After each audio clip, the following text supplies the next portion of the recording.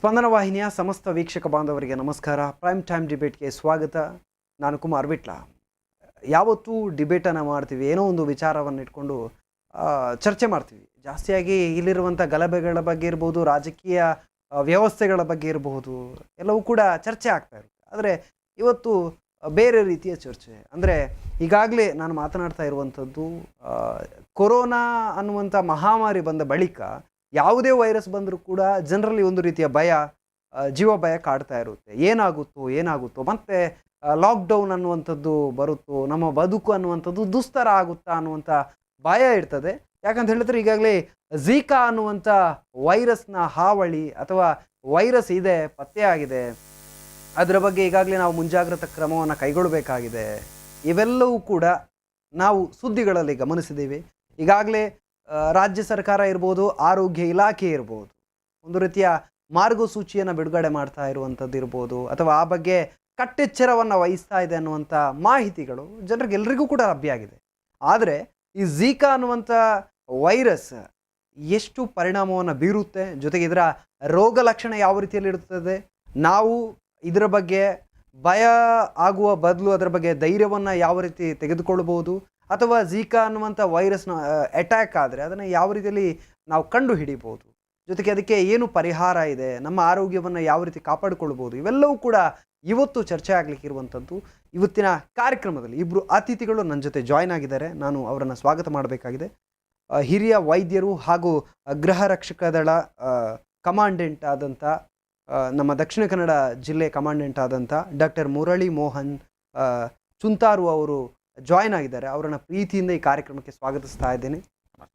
ವೈದ್ಯರಾಗಿ, ಜೊತೆಗೆ ಹಿರಿಯ ವೈದ್ಯರಾಗಿ, ಒಬ್ಬರು ಲೇಖಕರಾಗಿ ಇಲ್ಲಿನ ವ್ಯವಸ್ಥೆಗಳನ್ನು ಅಥವಾ ಆರೋಗ್ಯ ವಿಚಾರಗಳನ್ನು ಬಹಳಷ್ಟು ನಿಷ್ಠೆಯಿಂದ ಒಂದು ಚರ್ಚಿಸುವವರು, ಅದರ ಬಗ್ಗೆ ವಿವರವನ್ನು ತಿಳಿಸುವವರು ನಿಮ್ಮ ಹತ್ರ ಮಾತನಾಡೋದಿದೆ. ಹಾಗೆಯೇ ನಮ್ಮ ಜೊತೆಗೆ ಜಿಲ್ಲಾ ಸರ್ವೇಕ್ಷಣಾಧಿಕಾರಿ ಅವರು ಜಾಯ್ನ್ ಆಗಿದ್ದಾರೆ, ಡಾಕ್ಟರ್ ಜಗದೀಶ್ ಅವರು. ಆತ್ಮೀಯ ಸ್ವಾಗತ ಸರ್ ತಮಗೂ ಕೂಡ. ಇಲಾಖೆಯ ಬಗ್ಗೆ ಯಾವ ರೀತಿಯ ಮಾರ್ಗಸೂಚಿ ಇದೆ ಅಥವಾ ಜನರಿಗೆ ಯಾವ ರೀತಿಯ ಅರಿವನ್ನು ಮೂಡಿಸ್ಬೋದು ಎಲ್ಲವನ್ನು ಕೂಡ ಡಾಕ್ಟರ್ ಜಗದೀಶ್ ತಿಳಿಸ್ಕೊಡ್ತಾರೆ. ಹಾಗೆಯೇ ಝೀಕಾ ವೈರಸ್ ಅಂದರೆ ಏನು, ಅದು ಯಾವ ರೀತಿಯಲ್ಲಿ ಇರ್ತದೆ ಎಲ್ಲವೂ ಕೂಡ ತಾವು ತಿಳಿಸ್ಕೊಡ್ತೀರಾ. ಸೊ ಹಾಗಾಗಿ ನಮಗೆ ಏನೆಲ್ಲ ಅರಿವೆಲ್ಲ ಮೂಡಬೇಕಾಗಿದೆ ಅಂದರೆ ವೀಕ್ಷಕರಿಗೆ, ಅದನ್ನು ನೀವು ಇಬ್ಬರು ಇವತ್ತು ತಿಳಿಸ್ಕೊಡ್ಬೇಕಾದಂಥದ್ದು. ನಾನು ನೇರವಾಗಿ ಡಾಕ್ಟರ್ ಮುರಳಿ ಮೋಹನ್ ಅವರ ಹತ್ರ ಹೋಗ್ತೀನಿ. ಕೊರೋನಾ ಬರುತ್ತೆ ಸರ್. ಕೊರೋನಾ ಬಂದಾಗಲೇ ಒಂದು ರೀತಿಯ ಭಯ ಬಂದಿತ್ತು, ಇಡೀ ಪ್ರಪಂಚ ಒಂದು ರೀತಿಯ ದುಸ್ತರ ಆಗಿತ್ತು, ಜನಜೀವನ ಎಲ್ಲ ಅಸ್ತವ್ಯಸ್ತ ಆಗಿತ್ತು ಸರ್. ಆಮೇಲೆ ಒಂದೊಂದು ವೈರಸ್ ಬರ್ತಾ ಇದೆ ಅನ್ನುವಂಥ ಸುದ್ದಿ ದೂರದಲ್ಲಿ ಕೇಳಿದಾಗಲೇ ನಮಗೆ ಒಂಥರ ಭಯ ಸರ್. ಹಾಗಾಗಿ ಝೀಕಾ ಅಂದರೆ ಏನು, ಅದು ಎಲ್ಲಿ ಹುಟ್ಕೊಳ್ತು, ಜೊತೆಗೆ ಇವಾಗ ಅದರ ಬಗ್ಗೆ ಪ್ರಸ್ತುತ ಯಾವ ರೀತಿಯಲ್ಲಿ ಅದರ ಒಂದು ಪರಿಸ್ಥಿತಿ ಯಾವ ರೀತಿಯಲ್ಲಿ ಇದೆ ಅಂತ ನೋಡಿ. ಝೀಕಾ ಜ್ವರ ಅಂತ ಹೇಳುವಂಥದ್ದು ಝೀಕಾ ಅಂತ ಹೇಳುವ ಒಂದು ವೈರಸ್ನಿಂದ ಹರಡುವಂಥ ಒಂದು ಸಾಮಾನ್ಯ ಜ್ವರ, ವೆರಿ ಸಿಂಪಲ್ ಜ್ವರ. ನಮ್ಮ ಟೈಟಲ್ ನೋಡಿ ಬಹುಶಃ ನಮ್ಮ ವೀಕ್ಷಕರು ಹೆದರಿದ್ದಾರೆ ಅಂತ ಅಂದ್ಕೊಂಡಿದ್ದೀನಿ. ಇದಕ್ಕೆ ಯಾವುದೇ ರೀತಿಯ ಭಯ ಪಡಬೇಕಾದಂಥ ಅವಶ್ಯಕತೆ ಇಲ್ಲ. ಝೀಕಾ ಜ್ವರ ವೈರಾಣುವಿನಿಂದ ಯಾವುದೇ ರೀತಿಯ ಡೇಂಜರ್ ಇಲ್ಲ ಅಂತೇಳಿ ನಾನು ಕಾರ್ಯಕ್ರಮದ ಆರಂಭದಲ್ಲಿ ನಾನು ವೀಕ್ಷಕರಿಗೆ ಮನದಟ್ಟು ಮಾಡಲಿಕ್ಕೆ ಇಷ್ಟಪಡ್ತೇನೆ. ಯಾಕೆಂದರೆ ಜನರಲ್ಲಿ ಭಯ ಹುಟ್ಟಿಸುವುದು ನಮ್ಮ ಧರ್ಮ ಅಲ್ಲ, ಜನರಲ್ಲಿ ಧೈರ್ಯ ತುಂಬುವುದು ವೈದ್ಯರ ಆದ್ಯ ಕರ್ತವ್ಯ ಆಗಿರ್ತದೆ. ಈ ನಿಟ್ಟಿನಲ್ಲಿ ಝೀಕಾ ವೈರಸ್ ಒಂದು ಸಾಮಾನ್ಯ ವೈರಸ್. ನಮ್ಮ ಭೂಮಂಡಲದಲ್ಲಿ ಎಷ್ಟೋ ಟ್ರಿಲಿಯನ್, 10,000 ಟ್ರಿಲಿಯನ್ ವೈರಸ್ಗಳಿದೆ. ಅದರಲ್ಲಿ ನಮ್ಮ ಮನುಷ್ಯನ ಕಾಂಟ್ಯಾಕ್ಟಿಗೆ ಬಂದದ್ದು ಕೇವಲ 1%. ಈ 1% ವೈರಸ್ ನಮ್ಮ ಮನುಷ್ಯನ ಕಾಂಟ್ಯಾಕ್ಟಿಗೆ ಬಂದು ನಾವೆಲ್ಲ ತಿಳಿದಿದ್ದೇವೆ, ಕೋವಿಡ್ ವೈರಾಣುವಿನಿಂದ COVID-19 ರೋಗ ಬಂದು ನಾವು ಮನುಷ್ಯ ಹೈರಾಣಾಗಿ ಹೋಗಿದ್ದೇವೆ. ನಾವು ಭಾಳಷ್ಟು ಪಾಠವನ್ನು ಕಲ್ತಿದ್ದೇವೆ, ವೈರಾಣುವನ್ನು ಹೇಗೆ ಎದುರಿಸುವುದು ಅನ್ನೋ ಪಾಠವನ್ನು ಕಲ್ತಿದ್ದೇವೆ. ಈ ನಿಟ್ಟಿನಲ್ಲಿ ಈ ಝೀಕಾ ವೈರಸ್ ಅನ್ನೋದೊಂದು ಎಲ್ಲ ವೈರಸ್ನಾಗಿರುವಂಥ ಒಂದು ಸಾಮಾನ್ಯವಾದಂಥ ವೈರಸ್. ಇದು ನಮಗೆ ಸ್ವಾತಂತ್ರ್ಯ ಸಿಕ್ಕುವ ಸಮಯದಲ್ಲೇ ಈ ವೈರಾಣುವಿನ ಪತ್ತೆ ಆಗಿತ್ತು, ಇವತ್ತು ನಿನ್ನೆಯ ವೈರಾಣು ಅಲ್ಲ. ಉಗಾಂಡಾದ ಒಂದು ಝೀಕಾ ಅನ್ನೋ ಒಂದು ದಟ್ಟ ಅರಣ್ಯದಲ್ಲಿ ಈ ವೈರಸ್ ರೀಸಸ್ ಅನ್ನೋಳುವ ಒಂದು ಮಂಗಗಳಲ್ಲಿ ಪತ್ತೆ ಆಯಿತು. ಝೀಕಾ ಅನ್ನೋದು ಒಂದು ದಟ್ಟ ಅರಣ್ಯದ ಹೆಸರು, ಅದನ್ನೇ ಈ ವೈರಸ್ಸಿಗೆ ಇಟ್ಟಿದ್ದಾರೆ. ಇದು RNA ಗುಂಪಿಗೆ ಸೇರಿದಂತಹ ಒಂದು ಫ್ಲಾವಿ ವೈರಸ್ ಪ್ರಭೇದಕ್ಕೆ ಸೇರಿದಂಥ ಒಂದು ಸಾಮಾನ್ಯವಾದಂಥ ವೈರಾಣು. ಸಾಮಾನ್ಯ ವೈರಾಣು ಅಂತ ಹೇಳಿ ನಾನು ಅದನ್ನು ನಿಗ್ಲೆಕ್ಟ್ ಮಾಡಬೇಕು ಅಂತ ಹೇಳುವುದಲ್ಲ. ವೈರಾಣು ಅಂತ ಹೇಳಿದರೆ, ಈಗ ಬೇಸಿಕಲಿ ನಾನು ವೈರಾಣು ಅಂದರೆ ಏನು, ಬ್ಯಾಕ್ಟೀರಿಯಾ ಅನ್ನೋದನ್ನು ನಮ್ಮ ವೀಕ್ಷಕರಿಗೆ ಹೇಳ್ತೇನೆ. ವೈರಸ್ ಅಂತ ಹೇಳಿದರೆ organisms at the edge of life ಅಂತೇಳಿ, ಅತ್ಯಂತ ಕಣ್ಣಿಗೆ ಕಾಣದ ವೆರಿ ಸ್ಮಾಲ್ ಮಿನಿಯೇಚರ್ ಆಗಿರುವಂಥ ಒಂದು ವೈರಾಣು. ಅದರಲ್ಲಿ ಐದರ್ ಒಂದು ಜೀವಕೋಶದಲ್ಲಿ ಸಾಮಾನ್ಯವಾಗಿ RNA, ನಮ್ಮ ಜೀವಕೋಶದಲ್ಲಿ RNA DNA ಎರಡೂ ಇರ್ತದೆ. ಈ ವೈರಾಣುವಿನಲ್ಲಿರುವುದು ಐದರ್ RNA ಅಥವಾ DNA, ಒಂದು ತಂತು, ಸಣ್ಣ ತಂತು ಇರುವಂಥದ್ದು ಈ ವೈರಾಣು. ಇಂತಹ ಒಂದು RNA ವೈರಾಣು ನಮ್ಮ ಝೀಕಾ ವೈರಸ್. ಇದು ಅವತ್ತು ಪತ್ತೆಯಾದ ಬಳಿಕ ಮತ್ತೆ ನಾಪತ್ತೆಯಾಗಿತ್ತು. ಮತ್ತು 1968ರಲ್ಲಿ ನೈಜೀರಿಯಾದಲ್ಲಿ ಮನುಷ್ಯರಲ್ಲಿ ಈ ವೈರಾಣು ಪತ್ತೆಯಾಯಿತು. ಎಲ್ಲ ವೈರಾಣುಗಳು ಹೇಗೆ ನಮಗೆ ಮನುಷ್ಯನಿಗೆ ಹೇಗೆ ಕಾಡ್ತದೆ, ಈ ವೈರಾಣುವಿನಲ್ಲಿ ವೆರಿ ಸಿಂಪಲ್, ಫಸ್ಟ್ ಸಿಂಪ್ಟಮ್ಸ್ ನಮಗೆ ಜ್ವರ ಬರುವಂಥದ್ದು. ಅದೇ ರೀತಿ ಜ್ವರ ಬರುವಂಥದ್ದು ಈ ವೈರಾಣುವಿನಿಂದ ಪತ್ತೆಯಾಯಿತು. ಈ ಬಳಿಕ ಸದ್ಯ ಅದು ಸದ್ದು ಮಾಡ್ತಾ ಇದೆ. ಯಾಕೆಂದರೆ ಈಗ ಇವತ್ತು ಪೇಪರಲ್ಲಿ ನೋಡಿದೆ, ಬೆಳಗಾವಿನಲ್ಲಿ ಒಬ್ಬ ಮಗುವಿನಲ್ಲಿ ಕಾಣಿಸ್ಕೊಳ್ತು ಅಂತೇಳಿ. ಹಾಗೆ ಬೇರೆ ಬೇರೆ ದೇಶಗಳಲ್ಲಿ, ಬ್ರೆಜಿಲಲ್ಲಿ, ಹೆಚ್ಚಾಗಿ ಸೌತ್ ಅಮೇರಿಕನ್ ರಾಷ್ಟ್ರಗಳಲ್ಲಿ ಈ ಝೀಕಾ ವೈರಾಣುವಿನ ಕಾಟ ಸ್ವಲ್ಪ ಜಾಸ್ತಿ ಇದೆ. ಸೊ ಕಾಡು ಪ್ರದೇಶ, ದಟ್ಟ ಕಾನನ ಇರುವಂಥ ಜಾಗಗಳಲ್ಲಿ, ಈ ಮನುಷ್ಯನು ಮತ್ತು ಕಾಡು ಪ್ರಾಣಿಗಳ ಸಂಪರ್ಕ ಜಾಸ್ತಿ ಇರುವ ಜಾಗಗಳಲ್ಲಿ ಈ ರೋಗ ಹೆಚ್ಚು ಬರ್ತದೆ ಎನ್ನುವ ಪ್ರತೀತಿ ಇದೆ. ಈಗ ಏನಾಗಿದೆ ಅಂದರೆ ತಂತ್ರಜ್ಞಾನ ಬೆಳೀತಾ ಇದೆ. ಒಂದು ಜಾಗದಲ್ಲಿ ಹುಟ್ಟಿದ ವೈರಾಣು ಕ್ಷಣಾರ್ಧದಲ್ಲಿ ಮರುದಿವಸ, ಇವತ್ತು ಅಮೇರಿಕದಲ್ಲಿದ್ದದ್ದು ನಾಳೆ ಮಂಗಳೂರಿನಲ್ಲಿ ಬರುವ ಸಾಧ್ಯತೆ ಇದೆ. ಮೊದಲೆಲ್ಲ ಸಂಪರ್ಕದಲ್ಲಿ, ಸಾರಿಗೆಯಲ್ಲಿ ಕ್ರಾಂತಿ ಇರಲಿಲ್ಲ, ಒಂದು ಕಡೆಯಿಂದ ಇನ್ನೊಂದು ಕಡೆಗೆ ಹೋಗಲಿಕ್ಕೆ ವರ್ಷ ಹಿಡಿತಾ ಇತ್ತು. ಈಗ ಹಾಗಲ್ಲ. ಇವತ್ತು ನಾವು ಇಲ್ಲಿ ಮಂಗಳೂರಿನಿಂದ ನಾಳೆ ಬೆಳಿಗ್ಗೆ ನ್ಯೂಯಾರ್ಕಿಗೆ ತಲುಪಬಹುದು, ನಾಳೆ ಸಾಯಂಕಾಲ ಆಗುವಾಗ. ಸೊ ಆದ ಕಾರಣ ಮನುಷ್ಯನ ಮುಖಾಂತರ ಹರಡುವ ಕಾರಣದಿಂದ ನಾವು ಇಂತಹ ವೈರಾಣುಗಳು ಜಗತ್ತಿನ ಯಾವುದೋ ಒಂದು ರಾಷ್ಟ್ರದಲ್ಲಿ ಇದು ಬಂದಿದೆ ಅಂತ ಹೇಳುವಾಗ ನಾವು ಕೈಕಟ್ಟಿ ಕೂರಬಾರ್ದು. ಯಾಕೆ ನಮ್ಮ ಅನುಭವಿಸಿದ್ದೇವೆ. ಚೈನಾದಲ್ಲಿ ಏನು ವೈರಾಣು ಬಂದಾಗ ನಾವು ಅದನ್ನು ಅನುಭವಿಸಿದ್ದೇವೆ. ನಮಗೇನಾಗಲಿಕ್ಕಿಲ್ಲ ಅಂತ ನಾವು ಕೈಕಟ್ಟಿ ಕೂತಿದ್ದು ಎಲ್ಲ ಜಗತ್ತಿಗೆ ಸ್ಪ್ರೆಡ್ ಆಯಿತು. ಈ ನಿಟ್ಟಿನಲ್ಲಿ ಝೀಕಾ ವೈರಾಣುದ ಬಗ್ಗೆ ಸ್ವಲ್ಪ ಮುನ್ನೆಚ್ಚರಿಕೆ, ಜಾಗೃತಿ ವಹಿಸಬೇಕು. ಅದನ್ನು ಜನರಿಗೆ ಮನದಟ್ಟು ಮಾಡಲಿಕ್ಕೆ ನಾವು ಇವತ್ತು ಈ ಕಾರ್ಯಕ್ರಮವನ್ನು ಹಂಚಿಕೊಳ್ತಾ ಇದ್ದೇವೆ. ಡಾಕ್ಟರ್ ಜಗದೀಶ್ ಅವರು ಒಂದು ಜವಾಬ್ದಾರಿಯುತ ಸ್ಥಾನದಲ್ಲಿದ್ದೀರಾ. ಒಂದು ಜಿಲ್ಲೆಯ ಜನರ ಆರೋಗ್ಯ ಕಾಳಜಿ ಅನ್ನುವಂಥದ್ದು ತಮ್ಮ ಮೇಲಿದೆ ಸರ್. ಒಂದು ಝೀಕಾ ವೈರಸ್ ಅನ್ನುವಂಥ ವೈರಸ್ ಬರುತ್ತೆ, ಸರ್ಕಾರ ಆಗಲಿ ಅಥವಾ ತಮ್ಮ ಇಲಾಖೆ ಆಗಲಿ ಆ ವೈರಸ್ನ ಬಗ್ಗೆ ಏನು ಕ್ರಮಗಳಾಗಲಿ, ಮುನ್ನೆಚ್ಚರಿಕೆ ಕ್ರಮಗಳಾಗಲಿ ಏನಿದೆ ಅಂತ ತಮ್ಮ ಮುಂದೆ? 2021ನೇ ಇಸ್ವಿಯಲ್ಲಿ ಕೇರಳದಲ್ಲಿ ಟ್ರಿವೆಂಡ್ರಮ್ನಲ್ಲಿ ಫಸ್ಟ್ ನಮಗೆ ಝೀಕಾ ವೈರಸ್. ಸರ್ ತಮ್ಮ ಮಾತನ್ನು ಮುಂದುವರಿಸಬಹುದು? ಒಂದು ಕರೆ ಇದೆ ಸರ್, ನೇರವಾಗಿ ಸ್ವೀಕಾರ ಮಾಡ್ತೀವಿ. ಹಲೋ, ನಮಸ್ಕಾರ. ನಮಸ್ಕಾರ. ತಮ್ಮ ಹೆಸರು, ಎಲ್ಲಿಂದ ಕರೆ ಮಾಡ್ತಾ ಇದ್ದೀರಾ ಸರ್? ಕೃಷ್ಣಮೂರ್ತಿ ಅಂತ, ಸುಳ್ಯದಿಂದ. ಓಕೆ. ಇದು ಈ ಝೀಕಾ ವೈರಸ್ ಈ ಮಂಗನ ಕಾಯಿಲೆ ಎಲ್ಲ ಅರಣ್ಯ ಪ್ರದೇಶದಲ್ಲಿದ್ದವರಿಗೆ ಬರ್ತದೆ ಅಂತ ಹೇಳಿ ಎಲ್ಲ ಇತ್ತಲ್ಲ. ಹಾಗೆ ಈಗ ಡಾಕ್ಟ್ರು ಚೂಂತಾರ್ ಅವರು ಹೇಳಿದ್ರು ಅದು ಮಂಗನಲ್ಲಿ ಮೊದಲಿಗೆ ಪತ್ತೆ ಆಯಿತು ವೈರಸ್ ಅಂತ. ಇದರಿಂದ ಕಾಡಿನ ಅಂಚಿನಲ್ಲಿ ಇರುವ ಅಂತವರಿಗೆ ಏನಾದ್ರು ಬಹಳ ತೊಂದರೆ ಆಗ್ತದಾ ಹೇಗೆ? ಮತ್ತು ಝೀಕಾ ಅಂತ ಹೇಳಿ ಆ ಜ್ವರವನ್ನು ತಕ್ಷಣಕ್ಕೆ ಕಂಡು ಹಿಡಿಯುವುದು ಹೇಗೆ ಹಳ್ಳಿಯಲ್ಲಿದ್ದವರು ಎಂಬುದೊಂದು ಇದು. ಮತ್ತು ಅದು ಎಲ್ಲ ತಲೆಮಾರಿನವರಿಗೂ ಸಿಗ್ತದೆ, ಅಂದ್ರೆ ಎಲ್ಲ ಜನರು, ಎಲ್ಲ ಈಗ ಸಣ್ಣ ಮಕ್ಕಳಿಂದ ಹಿಡಿದು ಏಜ್ ಆದವರಿಗೆ ಕೂಡ ಅದು ಬಾಧಿಸ್ತದ ಹೇಗೆ ಅಂತ ಡಾಕ್ಟರ್? ಸರ್ ತಾವು ಕಾರ್ಯಕ್ರಮ ನೋಡ್ತಾ ಇರಿ, ಡಾಕ್ಟರ್ ತಮಗೆ ಉತ್ತರಿಸ್ತಾರೆ ಸರ್. 3 ಪ್ರಶ್ನೆಯನ್ನು ಇಟ್ಟಿದ್ದೀರಾ ಸರ್? ಇದು ಮೊದಲು ಪತ್ತೆಯಾಗಿದ್ದು ರೀಸಸ್ ಮಂಕಿನಲ್ಲಿ. ಹೌದು, ಇದು ಮಂಗನಿಂದ ನೇರವಾಗಿ ಮನುಷ್ಯನಿಗೆ ಹರಡುವುದಿಲ್ಲ. ಮಂಗ ನೇರವಾಗಿ ಮನುಷ್ಯನ ಸಂಪರ್ಕಕ್ಕೆ ಬಂದರೆ ಬರುವುದಿಲ್ಲ. ಏಡಿಸ್ ಈಜಿಪ್ಟಿ ಅಥವಾ ಏಡಿಸ್ ಆಲ್ಬೋಪಿಕ್ಟಸ್ ಅಂತ ಹೇಳುವ ಒಂದು, ಈಗ ಡೆಂಗ್ಯೂ ಜ್ವರ ಅಥವಾ ಚಿಕನ್ ಗುನ್ಯಾ ಜ್ವರವನ್ನು ಹರಡುವಂತಹ ಯಾವ ಸೊಳ್ಳೆಗಳಿದೆ ಆ ಸೊಳ್ಳೆಗಳ ಮುಖಾಂತರ ಮಾತ್ರ ಇದು ಹರಡುವಂಥದ್ದು. ಆದ ಕಾರಣ ಕಾಡು ಪ್ರದೇಶಗಳಲ್ಲಿ ಮಂಗನ ಸಂಪರ್ಕಕ್ಕೆ ಬರುವವರು ಇದಕ್ಕೆ ಹೆದರಬೇಕಾದ ಅವಶ್ಯಕತೆ ಇಲ್ಲ. ಮಂಗನ ಕಾಯಿಲೆಗೂ ಇದಕ್ಕೂ ಯಾವುದೇ ರೀತಿಯ ಸಂಬಂಧ ಇಲ್ಲ. ಇದು ಮಂಗನಿಂದ ಮೊದಲು ಪತ್ತೆಯಾಗಿದ್ದು ಆನಂತರ ಕಾಡು ಪ್ರಾಣಿಗಳಿಂದ ಮನುಷ್ಯನಿಗೆ ಬಂದಿರುವಂಥದ್ದು. ಇದು ಸೊಳ್ಳೆಗಳ ಒಬ್ಬ ಶಂಕಿತ ವೈರಾಣು ಇರುವಂತಹ ಒಂದು ಕಾಡು ಪ್ರಾಣಿಗೆ ಈ ಏಡಿಸ್ ಈಜಿಪ್ಟಿ ಅಥವಾ ಆಲ್ಬೋಪಿಕ್ಟಸ್ ಅಂತ ಹೇಳುವ ಒಂದು ಇದು ಸೊಳ್ಳೆಗಳು ಕಚ್ಚಿದರೆ ಆ ಸೊಳ್ಳೆಯ ದೇಹಕ್ಕೆ ಈ ವೈರಾಣು ಹೋಗ್ತದೆ. 8-10 ದಿನಗಳಲ್ಲಿ ಅದು ಸಂತಾನೋತ್ಪತ್ತಿ ಮಾಡ್ತದೆ. ಅದರಿಂದ ಮತ್ತೆ ಆ ಸೊಳ್ಳೆಗಳು ನಮ್ಮ ಆರೋಗ್ಯವಂತ ಮನುಷ್ಯನಿಗೆ ಕಚ್ಚಿದಾಗ ಅಲ್ಲಿಂದ ವೈರಾಣುಗಳು ನಮ್ಮ ದೇಹಕ್ಕೆ ಬರ್ತದೆ. ನಮ್ಮ ದೇಹಕ್ಕೆ ಬಂದು 8ರಿಂದ 10 ದಿನಗಳ ಕಾಲ ವಿಂಡೋ ಪೀರಿಯಡ್, ಅಲ್ಲಿ ನಮ್ಮ ದೇಹಕ್ಕೆ ಸೇರಿ ರಕ್ತನಾಳಗಳಿಗೆ ಸೇರಿ ದುಗ್ಧ ಗ್ರಂಥಿಗಳಿಗೆ ಸೇರಿ ನಮ್ಮಲ್ಲಿ ಜ್ವರ ಉಂಟು ಮಾಡುವಂಥದ್ದು. ಇದು ಸೊಳ್ಳೆಗಳ ಮುಖಾಂತರವೇ ಹರಡುವಂಥದ್ದು. ನೇರವಾಗಿ ಸ್ಪರ್ಶದಿಂದ ಮಂಗಗಳಿಂದ ಮನುಷ್ಯನಿಗೆ ಹರಡುವುದಿಲ್ಲ. ಆದ ಕಾರಣ ಕಾಡು ಪ್ರದೇಶಗಳಲ್ಲಿ ಜೀವನ ಮಾಡುವವರು ಇದು ನಮಗೆ ಬರ್ತದೆ ಅಂತ ಹೇಳುವ ಒಂದು ಭಾವನೆಯನ್ನು ತೊಡೆದು ಹಾಕ್ಬೋದು ಅಂತ ನಾನು ಹೇಳ್ತೇನೆ. ಓಕೆ ಸರ್, ಇನ್ನೊಂದು ಕ್ವಶನ್ ನಿಮ್ಮಲ್ಲಿ. ತಾವು ಹೇಳಿದ್ರಿ ಸೊಳ್ಳೆಯ ದೇಹಕ್ಕೆ ಅದು ಸಂಪರ್ಕ ಆಗ್ತದೆ. ಸೊಳ್ಳೆಯ ದೇಹದಲ್ಲಿ ಅದು ಎಷ್ಟು ಸಮಯ ಇರ್ತದೆ ಅಥವಾ ಅದು ದೀರ್ಘಕಾಲದವರೆಗೂ ಇರ್ತದೆ ಹೇಗೆ ಅಂತ? ನೋಡಿ, ಒಂದು ವೈರಾಣು, ನಾನು ಈಗ ತಾನೇ ಹೇಳಿದೆ, ಅದು ಸ್ವಂತವಾಗಿ ಅದು ಬದುಕಿಯ ತಾಕತ್ತು ಅದಕ್ಕಿಲ್ಲ. Organisms at the edge of life ಅಂತ ಹೇಳಿ.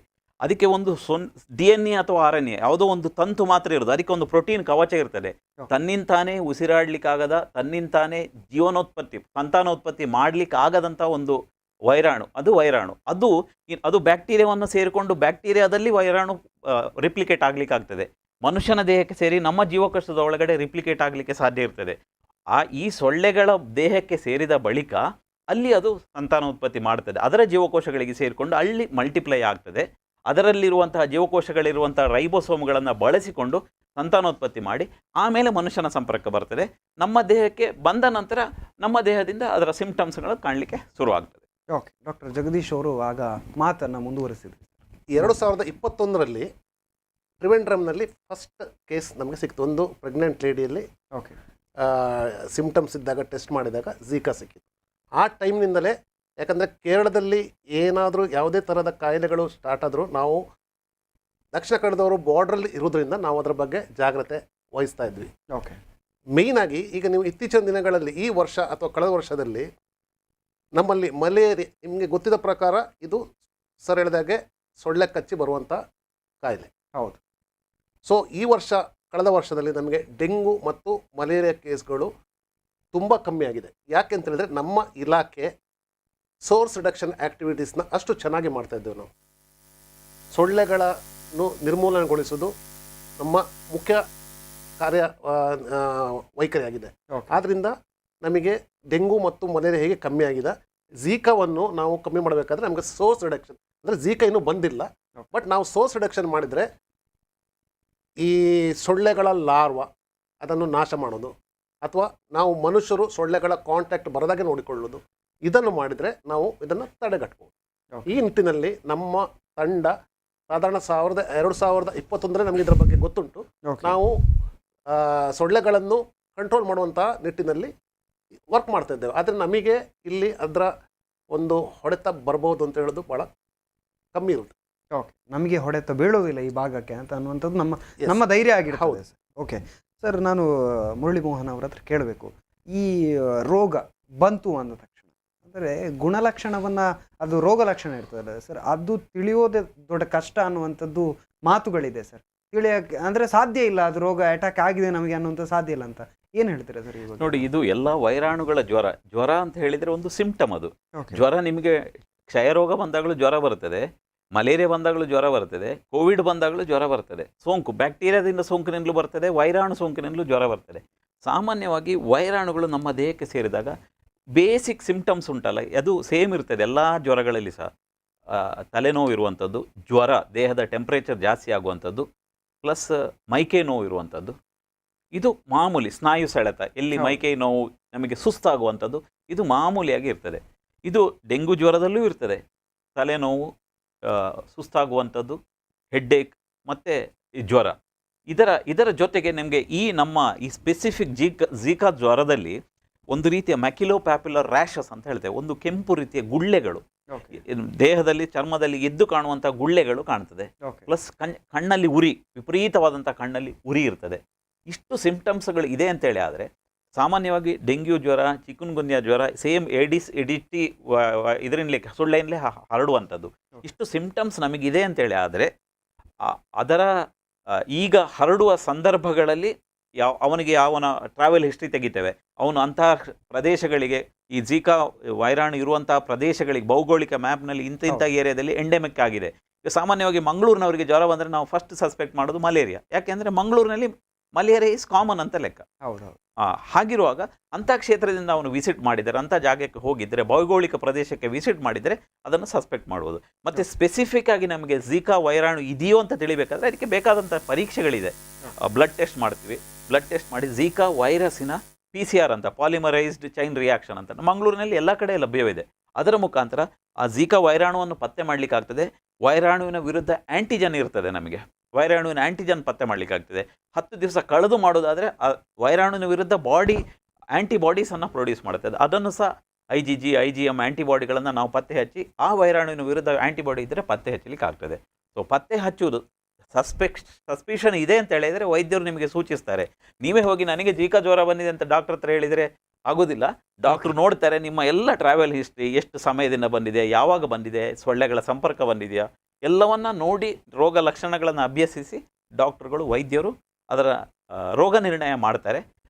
ಮತ್ತು ಇದಕ್ಕೆ ಜನರು ಯಾಕೆ ಗಾಬರಿಗೊಳ್ಬಾರ್ದು ಅಂತ ನಾನು ಹೇಳೋದಂದರೆ, ಇದರ ಚಿಕಿತ್ಸೆ ಬಹಳ there is no specific therapy for this disease. ಇಂಥದ್ದೇ ಝೀಕಾ ವೈರಸ್ಸಿಗೆ ಆ್ಯಂಟಿವೈರಲ್ ಡ್ರಗ್ ಅಂತ ಇಲ್ಲ. ಎಲ್ಲ ಜ್ವರಕ್ಕೆ ಬಂದಾಗ ಸಿಂಪ್ಟಮ್ಯಾಟಿಕ್ ಟ್ರೀಟ್ಮೆಂಟ್. ನಿಮಗೆ ಜ್ವರ ಬಂದರೆ ಪ್ಯಾರಾಸಿಟಮಾಲ್ ಕೊಡ್ತಾರೆ, ಮೈಕೈ ನೋವು ಬಂದರೆ ನೋವಿನ ಮಾತ್ರೆ ಕೊಡ್ತಾರೆ, ಪ್ಲಸ್ ನಿಮಗೆ ಕಂಪ್ಲೀಟ್ ರೆಸ್ಟ್ ಮಾಡಲಿಕ್ಕೆ ಹೇಳ್ತಾರೆ, ದ್ರವಾಹಾರವನ್ನು ಜಾಸ್ತಿ ತಗೊಳ್ಳಿಕ್ಕೆ ಹೇಳ್ತಾರೆ. ಆದ ಕಾರಣ ಡಯಾಗ್ನೋಸಿಸ್ ಮಿಸ್ ಆದರೂ ಸಹ ಏನು ತೊಂದರೆ ಆಗುವ ಸಾಧ್ಯತೆಗಳು ತುಂಬ ಕಡಿಮೆ. ಝೀಕಾ ಜ್ವರದಲ್ಲಿ 100ರಲ್ಲಿ 90% ಮಂದಿಗೆ ಜ್ವರ ಬಂದದೇ ಗೊತ್ತಾಗೋದಿಲ್ಲ. ಜ್ವರವನ್ನು ತನ್ನಿಂತಾನಿಗೆ ಗುಣ ಆಗ್ತದೆ. ಕೆಲವು ಇಮ್ಯುನೋ ಕಾಂಪ್ರಮೈಸ್ಡ್ ಪೇಷಂಟ್ಸ್ ಇದ್ದಾರೆ. ಇಮ್ಯುನೋ ಕಾಂಪ್ರಮೈಸ್, ಈಗ ಕಿಡ್ನಿ ಟ್ರಾನ್ಸ್ಪ್ಲಾಂಟ್ ಆಗಿದೆ, ಅಥವಾ ಕೀಮೋಥೆರಪಿ ಡ್ರಗ್ಸ್, ಕ್ಯಾನ್ಸರಿಗೆ ಮದ್ದು ಮಾಡ್ತಾ ಇದ್ದಾರೆ, ಅಥವಾ old aged patients, bed ridden patients, ಮತ್ತು ಈಗ ಪ್ರೆಗ್ನೆಂಟ್ ಪೇಷಂಟ್ಸ್, ಅಂಥವರಿಗೆ ಇದು ತುಂಬ ತೊಂದರೆ ಮಾಡಲಿಕ್ಕೆ ಸಾಧ್ಯತೆ ಇದೆ. ಅಂಥವರಿಗೆ ನಾವು ನಮ್ಮ ಹಾಸ್ಪಿಟ್ಲ್ನಲ್ಲಿ ಇನ್ಪೇಷಂಟ್ ಆಗಿ ಅಡ್ಮಿಟ್ ಮಾಡಿ ಚಿಕಿತ್ಸೆ ನೀಡಬೇಕಾದ ಅವಶ್ಯಕತೆ ಇದೆ. ಉಳಿದವರಿಗೆ ಬೆಡ್ ರೆಸ್ಟ್ ಮತ್ತು ದ್ರವಾಹಾರ, ಸಾಕಷ್ಟು ದ್ರವಾಹಾರ ಮತ್ತು ಸಿಂಪ್ಟಮ್ಯಾಟಿಕ್ ಟ್ರೀಟ್ಮೆಂಟ್ ಮಾಡಿದರೆ ಸರಿಯಾಗ್ತದೆ. ಇವಾಗ ಕೊರೋನಾ ಹರಡುತ್ತೆ, ಪಕ್ಕದಲ್ಲಿ ಇರೋಂಗಿಲ್ಲ, ಒಬ್ಬ ಒಂದು ರೂಮ್ನಲ್ಲಿ ಇರಬೇಕು, ಅಂಥದ್ದೆಲ್ಲ ಇತ್ತು ಸರ್. ಈಗ ಝೀಕಾಗೆ ಅಂಥದ್ದು ಮಾಡೋದು ಅಗತ್ಯ ಇದೆಯಾ? ಖಂಡಿತವಾಗಿಯೂ ಇಲ್ಲ. ಝೀಕಾ ವೈರಾಣು ದೈಹಿಕ ಸಂಪರ್ಕದಿಂದ ಹೋಗುವುದಿಲ್ಲ. ಹೇಗೆ ಸ್ಪ್ರೆಡ್ ಆಗ್ತದೆ ನಾನು ಹೇಳ್ತೀನಿ. ಝೀಕಾ ವೈರಸ್ ನಂಬರ್ 1 ಬ್ಲಡ್ ಟ್ರಾನ್ಸ್ಫ್ಯೂಷನಿಂದ ಆಗ್ಬೋದು. ಒಬ್ಬ ವ್ಯಕ್ತಿಯ ದೇಹದಲ್ಲಿ ವೈರಾಣು ಬಂದರೆ ಒಂದು 10-15 ದಿವಸ ಇರುವ ಸಾಧ್ಯತೆ ಇದೆ. ಅದು ಹೇಳ್ತೇವೆ, ನಮ್ಮ ದೇಹಕ್ಕೆ ಝೀಕಾ ವೈರಸ್ ಬಂದರೆ ಅದನ್ನು ದೇಹ ಎಲಿಮಿನೇಟ್ ಮಾಡ್ತದೆ ಅದನ್ನು ಅಂತ ಸಂಶೋಧನೆಗಳಿಂದ ಪ್ರೂವ್ ಆಗಿದೆ. ಈಗ HIV ವೈರಾಣು, ಹೆಪಟೈಟಿಸ್ ವೈರಾಣು ನಮ್ಮ ದೇಹದಲ್ಲಿ ಇರ್ತದೆ, ಅದು ಇನ್ಯಾಕ್ಟಿವ್ ಆಗಿ ನಮ್ಮ ದೇಹದಲ್ಲಿ ಇರ್ತದೆ. ಪುನಃ ರಿಯಾಕ್ಟಿವೇಟ್, ನಮ್ಮ ಬಾಡಿ ಇಮ್ಯುನಿಟಿ ಕಡಿಮೆ ಆದಾಗ ರಿಯಾಕ್ಟಿವೇಟ್ ಆಗ್ತದೆ. ಆದರೆ ಈ ವೈರಾಣು ನಮ್ಮ ದೇಹದಲ್ಲಿ ಜಾಸ್ತಿ ದಿನ ನಿಲ್ಲುವುದಿಲ್ಲ. ತಾವು ಎಂಥ ಕ್ವಶನ್ ಕೇಳಿದ್ರೆ ಹೇಳಿದ್ರಿ? ಈಗ ನಾನು ಕೊರೋನಾದ ರೀತಿಯಲ್ಲಿ ಅಂದರೆ ಪಕ್ಕದಲ್ಲಿ ಹೇಗೆ ಸ್ಪ್ರೆಡ್ ಆಗ್ತದೆ ಅಂತ ಅದರ ಬಗ್ಗೆ ಹೇಳ್ತೀನಿ. ಈಗ ಸ್ಪ್ರೆಡ್ ಆಗೋದು ನೋಡಿ, ಒಂದು ದೈಹಿಕ ಸಂಪರ್ಕದಿಂದ ಖಂಡಿತವಾಗಿ ಆಗೋದಿಲ್ಲ. ಒಂದು ಬ್ಲಡ್, ಇಂತಹ ಕೊರೋನಾ ಈ ಝೀಕಾ ವೈರಾಣು ಇರುವವರು ಬ್ಲಡ್ ಟ್ರಾನ್ಸ್ಫ್ಯೂಷನ್ ಮಾಡಿದರೆ ಅದರ ಮುಖಾಂತರ ಹೋಗ್ಲಿಕ್ಕೆ ಆಗ್ತದೆ. ಮತ್ತು ಈ ಝೀಕಾ ವೈರಾಣು ಇರುವ ಮನುಷ್ಯನಿಗೆ ಸೊಳ್ಳೆ ಕಚ್ಚಿ, ಆ ದೇಹಕ್ಕೆ ವೈರಾಣು ಸೊಳ್ಳೆಗೆ ಹೋಗಿ ಅದು ಇನ್ನೊಂದು ಆರೋಗ್ಯವಂತ ಮನುಷ್ಯನಿಗೆ ಕಚ್ಚಿದಾಗ ಖಂಡಿತವಾಗಿ ಅದರ ಮುಖಾಂತರ ಹೋಗಲಿಕ್ಕೆ ಸಾಧ್ಯ ಇದೆ. ಇನ್ನೊಂದು ಅನ್ಯಾಚುರಲ್ ಸೆಕ್ಸ್ನಿಂದ ಖಂಡಿತವಾಗಿ ಹೋಗ್ಲಿಕ್ಕೆ ಸಾಧ್ಯ ಇದೆ. ನಮ್ಮ ಬಾಡಿ ಫ್ಲೂಯಿಡ್ಸ್, ಈಗ ಸೆಮನ್ ಇರ್ಬೋದು, ಮತ್ತು ಅಮ್ನಿಯಾಟಿಕ್ ಫ್ಲೂಯಿಡ್ ಇರ್ಬೋದು, ಬ್ಲಡ್ ಇರ್ಬೋದು, ಮತ್ತು ಎಲ್ಲ ದ್ರವ್ಯಗಳಲ್ಲಿ, ದೇಹದ ದ್ರವ್ಯಗಳಲ್ಲಿ ವೈರಾಣು, ಅಮ್ನಿಯಾಟಿಕ್ ಫ್ಲೂಯಿಡ್ನಲ್ಲೂ ವೈರಾಣು, ಸಲೈವದಲ್ಲೂ ಪತ್ತೆಯಾಗಿದೆ. ಹಾಗೆಂತ ಹೇಳಿದರೆ ಕಿಸ್ಸಿಂಗ್ನಲ್ಲಿ ಹೋಗ್ತದ ಅಂತ ಹೇಳಿದರೆ ಅದಕ್ಕೆ ಸರಿಯಾದ ಮಾಹಿತಿ ಇನ್ನೂವರೆಗೆ ಬಂದಿಲ್ಲ. ದೈಹಿಕ ಸಂಪರ್ಕ, ಬ್ಲಡ್ ಟ್ರಾನ್ಸ್ಫ್ಯೂಷನ್ ಮತ್ತು ಸೊಳ್ಳೆಗಳ ಮುಖಾಂತರ ಮಾತ್ರ ಹರಡುತ್ತದೆ ಅಂತೇಳಿ ವೈಜ್ಞಾನಿಕವಾಗಿ ಸಾಬೀತಾಗಿದೆ. ಸೊ ಸೊಳ್ಳೆ ಕಚ್ಚದಂತೆ ನಾವು ಎಚ್ಚರ ವಹಿಸಿದರೆ ಖಂಡಿತವಾಗಿ ಈ ರೋಗ ಹರಡಲಿಕ್ಕೆ ಸಾಧ್ಯ ಇಲ್ಲ. ಸೊಳ್ಳೆಯ ಬಗ್ಗೆ ಸ್ವಲ್ಪ ಎಚ್ಚರಿಕೆ. ಇದೊಂದು ಪೂರಕ ಮಾಹಿತಿ ಹೇಳಿ.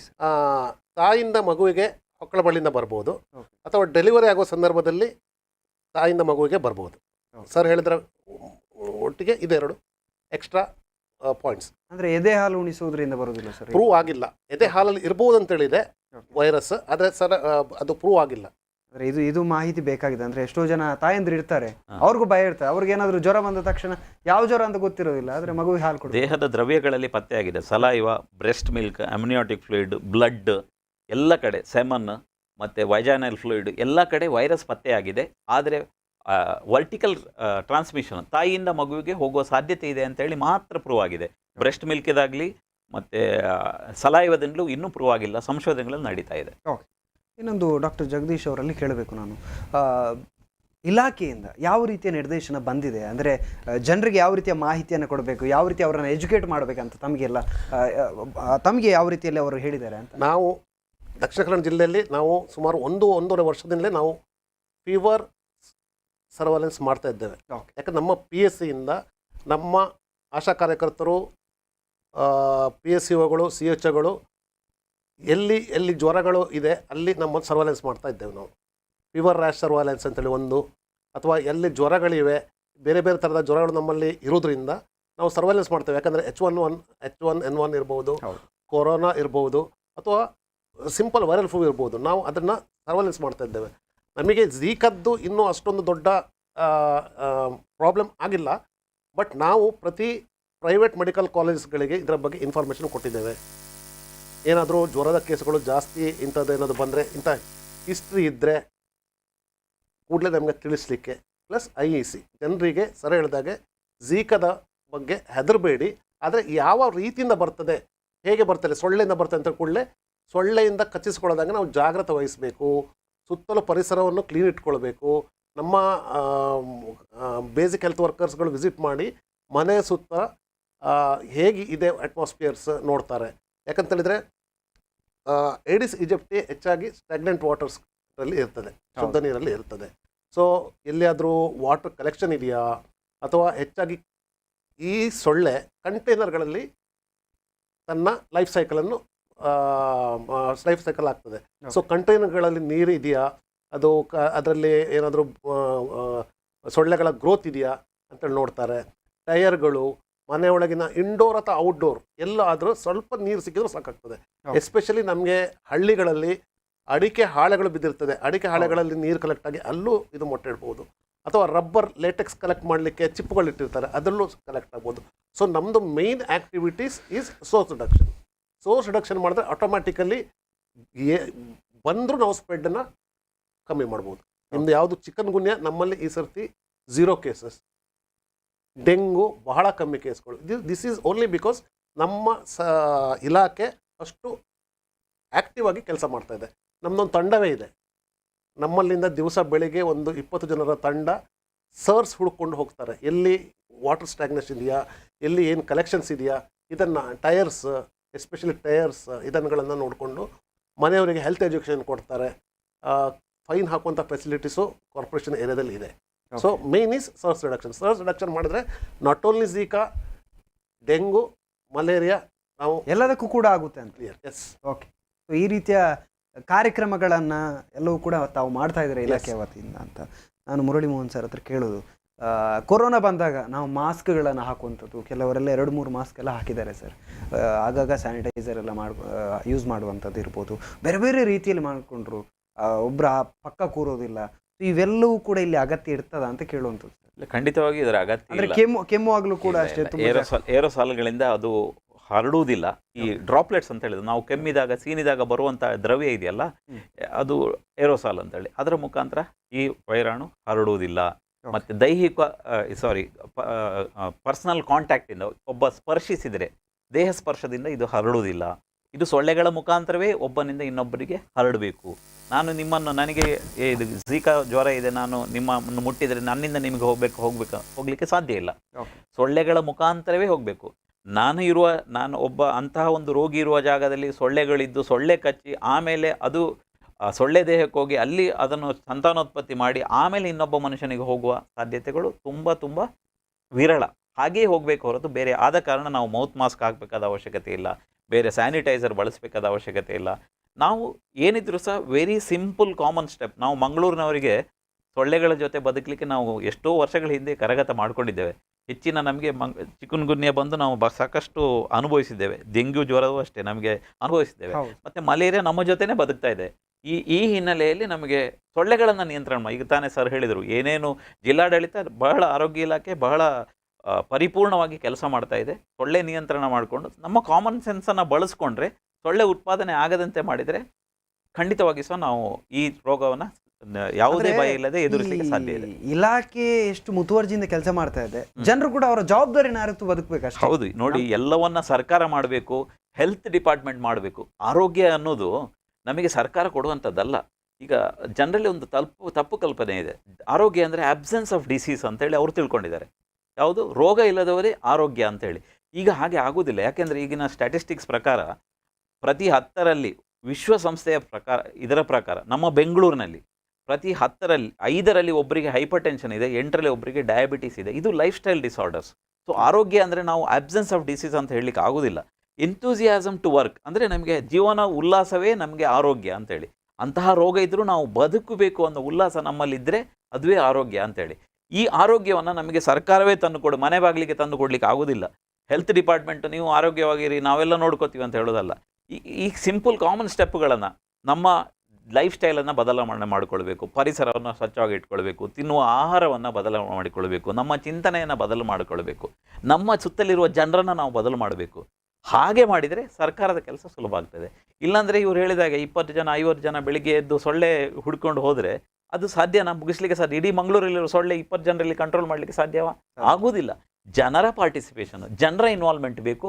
ಮಂಗಳೂರಿನ ಜನರು ಎಲ್ಲ ವಿದ್ಯಾವಂತರು, ಈಗ ಎಲ್ಲರಿಗೂ ಅನುಭವಕ್ಕೆ ಬಂದಿದೆ, ಕಾಪರೇಟ್ ಮಾಡ್ತಾರೆ ಅಂತ ಭರವಸೆ ನಮಗೆ ವೈದ್ಯರಿಗೆ ಇದೆ. ಸೊ ಜವಾಬ್ದಾರಿ ಅಥವಾ ಕರ್ತವ್ಯವನ್ನು ನಮ್ಮ ಕರ್ತವ್ಯ ಏನು ಅದನ್ನು ಅರ್ಥಕೊಂಡ್ರೆ ಏನು ದೊಡ್ಡ ಸವಾಲಿನ ಕೆಲಸ ಇಲ್ಲ ಇಲ್ಲಿ ಅಂತ. ಖಂಡಿತ. ಡಾಕ್ಟರ್ ಜಗದೀಶ್ ಅವರಲ್ಲಿ ಕೇಳೋದು ನಾನು, ಯಾವ ಅಂದರೆ ತಮಗೆ ಮಾಹಿತಿಯ ಪ್ರಕಾರ ಯಾವ ವಯಸ್ಸಿನವರಿಗೆ ಸ್ವಲ್ಪ ಜಾಗರೂಕತೆಯಿಂದ ಇರಬೇಕು ನೀವು? ಅಂದರೆ ಕೊರೋನಾ ಬಂದಾಗಲೂ ಅಷ್ಟೇ ಹಿರಿಯರು ಅಥವಾ ಮಕ್ಕಳು ಸ್ವಲ್ಪ ಜಾಗೃತಿ ಆಗಿರಬೇಕು ಅನ್ನೋಂಥ ಮಾಹಿತಿಗಳು ಬರ್ತಾ ಇತ್ತು. ತಮ್ಮ ಇಲಾಖೆ ಸಂಬಂಧಪಟ್ಟಂತೆ ಈ ರೀತಿ ಏನಾದರೂ ಮುನ್ನೆಚ್ಚರಿಕೆ ಕ್ರಮ? ಸೊಳ್ಳೆ ಯಾರಿಗೆ ಬೇಕಾದ್ರೂ ಕಚ್ಬೋದು, ಸಣ್ಣವರಿಗೂ ಕಚ್ಬೋದು, ದೊಡ್ಡವರಿಗೆ ಕಚ್ಬೋದು. ಓಕೆ. ಯಾವುದೇ ಕಾಯಿಲೆ ಸೊಳ್ಳೆ ಕಚ್ಚಿದ್ರಿಂದ ಬರೋ ಕಾಯಿಲೆ ಯಾರಿಗೂ ಬರಬಹುದು. ಹೌದು. ಜಾಗರೂಕತೆ ಮಕ್ಕಳು ಇಟ್ಕೊಳ್ಬೇಕಾಗ್ತದೆ, ದೊಡ್ಡವರು ಇಟ್ಕೊಳ್ಬೇಕಾಗ್ತದೆ. ಅದನ್ನ ಇದರಲ್ಲಿ ಡಿಫ್ರೆನ್ಸಿಯೇಷನ್ ಅಂತೇಳಿ ಏನಿಲ್ಲ. ಸೊ ಸೊಳ್ಳೆಯನ್ನು ಕಚ್ಚಿಸ್ಕೊಳ್ಳೋದಂತೆ ನೋಡ್ಕೊಳ್ಳೋದೇ ನಮ್ಮ ಮುಖ್ಯ ಕರ್ತವ್ಯ. ಅಂದರೆ ಸರ್, ಇವಾಗ ಒಂದು ಕೊರೋನಾ ಬಂದಾಗಲೂ ಅಷ್ಟೇ ರೋಗ ಹಿರಿಯರಿಗೆ ಅಂದರೆ ವೃದ್ಧರಿರ್ಬೋದು ಬೇಗ ಅಟ್ಯಾಕ್ ಆಗುತ್ತೆ, ಅವರಿಗೆ ಬೇಗನೆ ಆ ರೋಗ ಲಕ್ಷಣಗಳು ಕಾಣಿಸ್ಕೊಳ್ಳುತ್ತೆ, ಅವರಿಗೆ ತುಂಬಾನೇ ಸಮಸ್ಯೆಗಳು ಕಾಡುತ್ತೆ ಅಂತ. ಇವಾಗ ಈ ರೋಗದಲ್ಲಿ ಆ ರೀತಿ ಇರೋದಿಲ್ವ ಅಂತ ನಾನು. ಮಕ್ಕಳಲ್ಲಿ ಜ್ವರ ಸ್ವಲ್ಪ ಜಾಸ್ತಿ ಇರಬಹುದು. ಯೂಶುವಲಿ ಎಲ್ಲ ವೈರಲ್ ಫೀವರ್ಗಳಲ್ಲೂ ಜ್ವರ ಹರಡದ ಮುಖ್ಯ ಲಕ್ಷಣ. ರ್ಯಾಷಸ್ ಸ್ವಲ್ಪ ಜಾಸ್ತಿ ಕಾಣ್ಬೋದು. ಆರ್ಥ್ರಾಲ್ಜಿಯಾ, ಈ ಗಂಟು ನೋವು, ಸ್ವಲ್ಪ ನಡಿಲಿಕ್ಕೆ ಕಷ್ಟ ಆಗ್ತದೆ, ಇದಿರ್ಬೋದು. ಮತ್ತು ಅವರಿಗೆ ಇಮ್ಯುನಿಟಿ ಕಮ್ಮಿ ಇರೋದ್ರಿಂದ, ದೊಡ್ಡವರಷ್ಟು ಇಮ್ಯುನಿಟಿ ಇರೋದಿಲ್ಲ.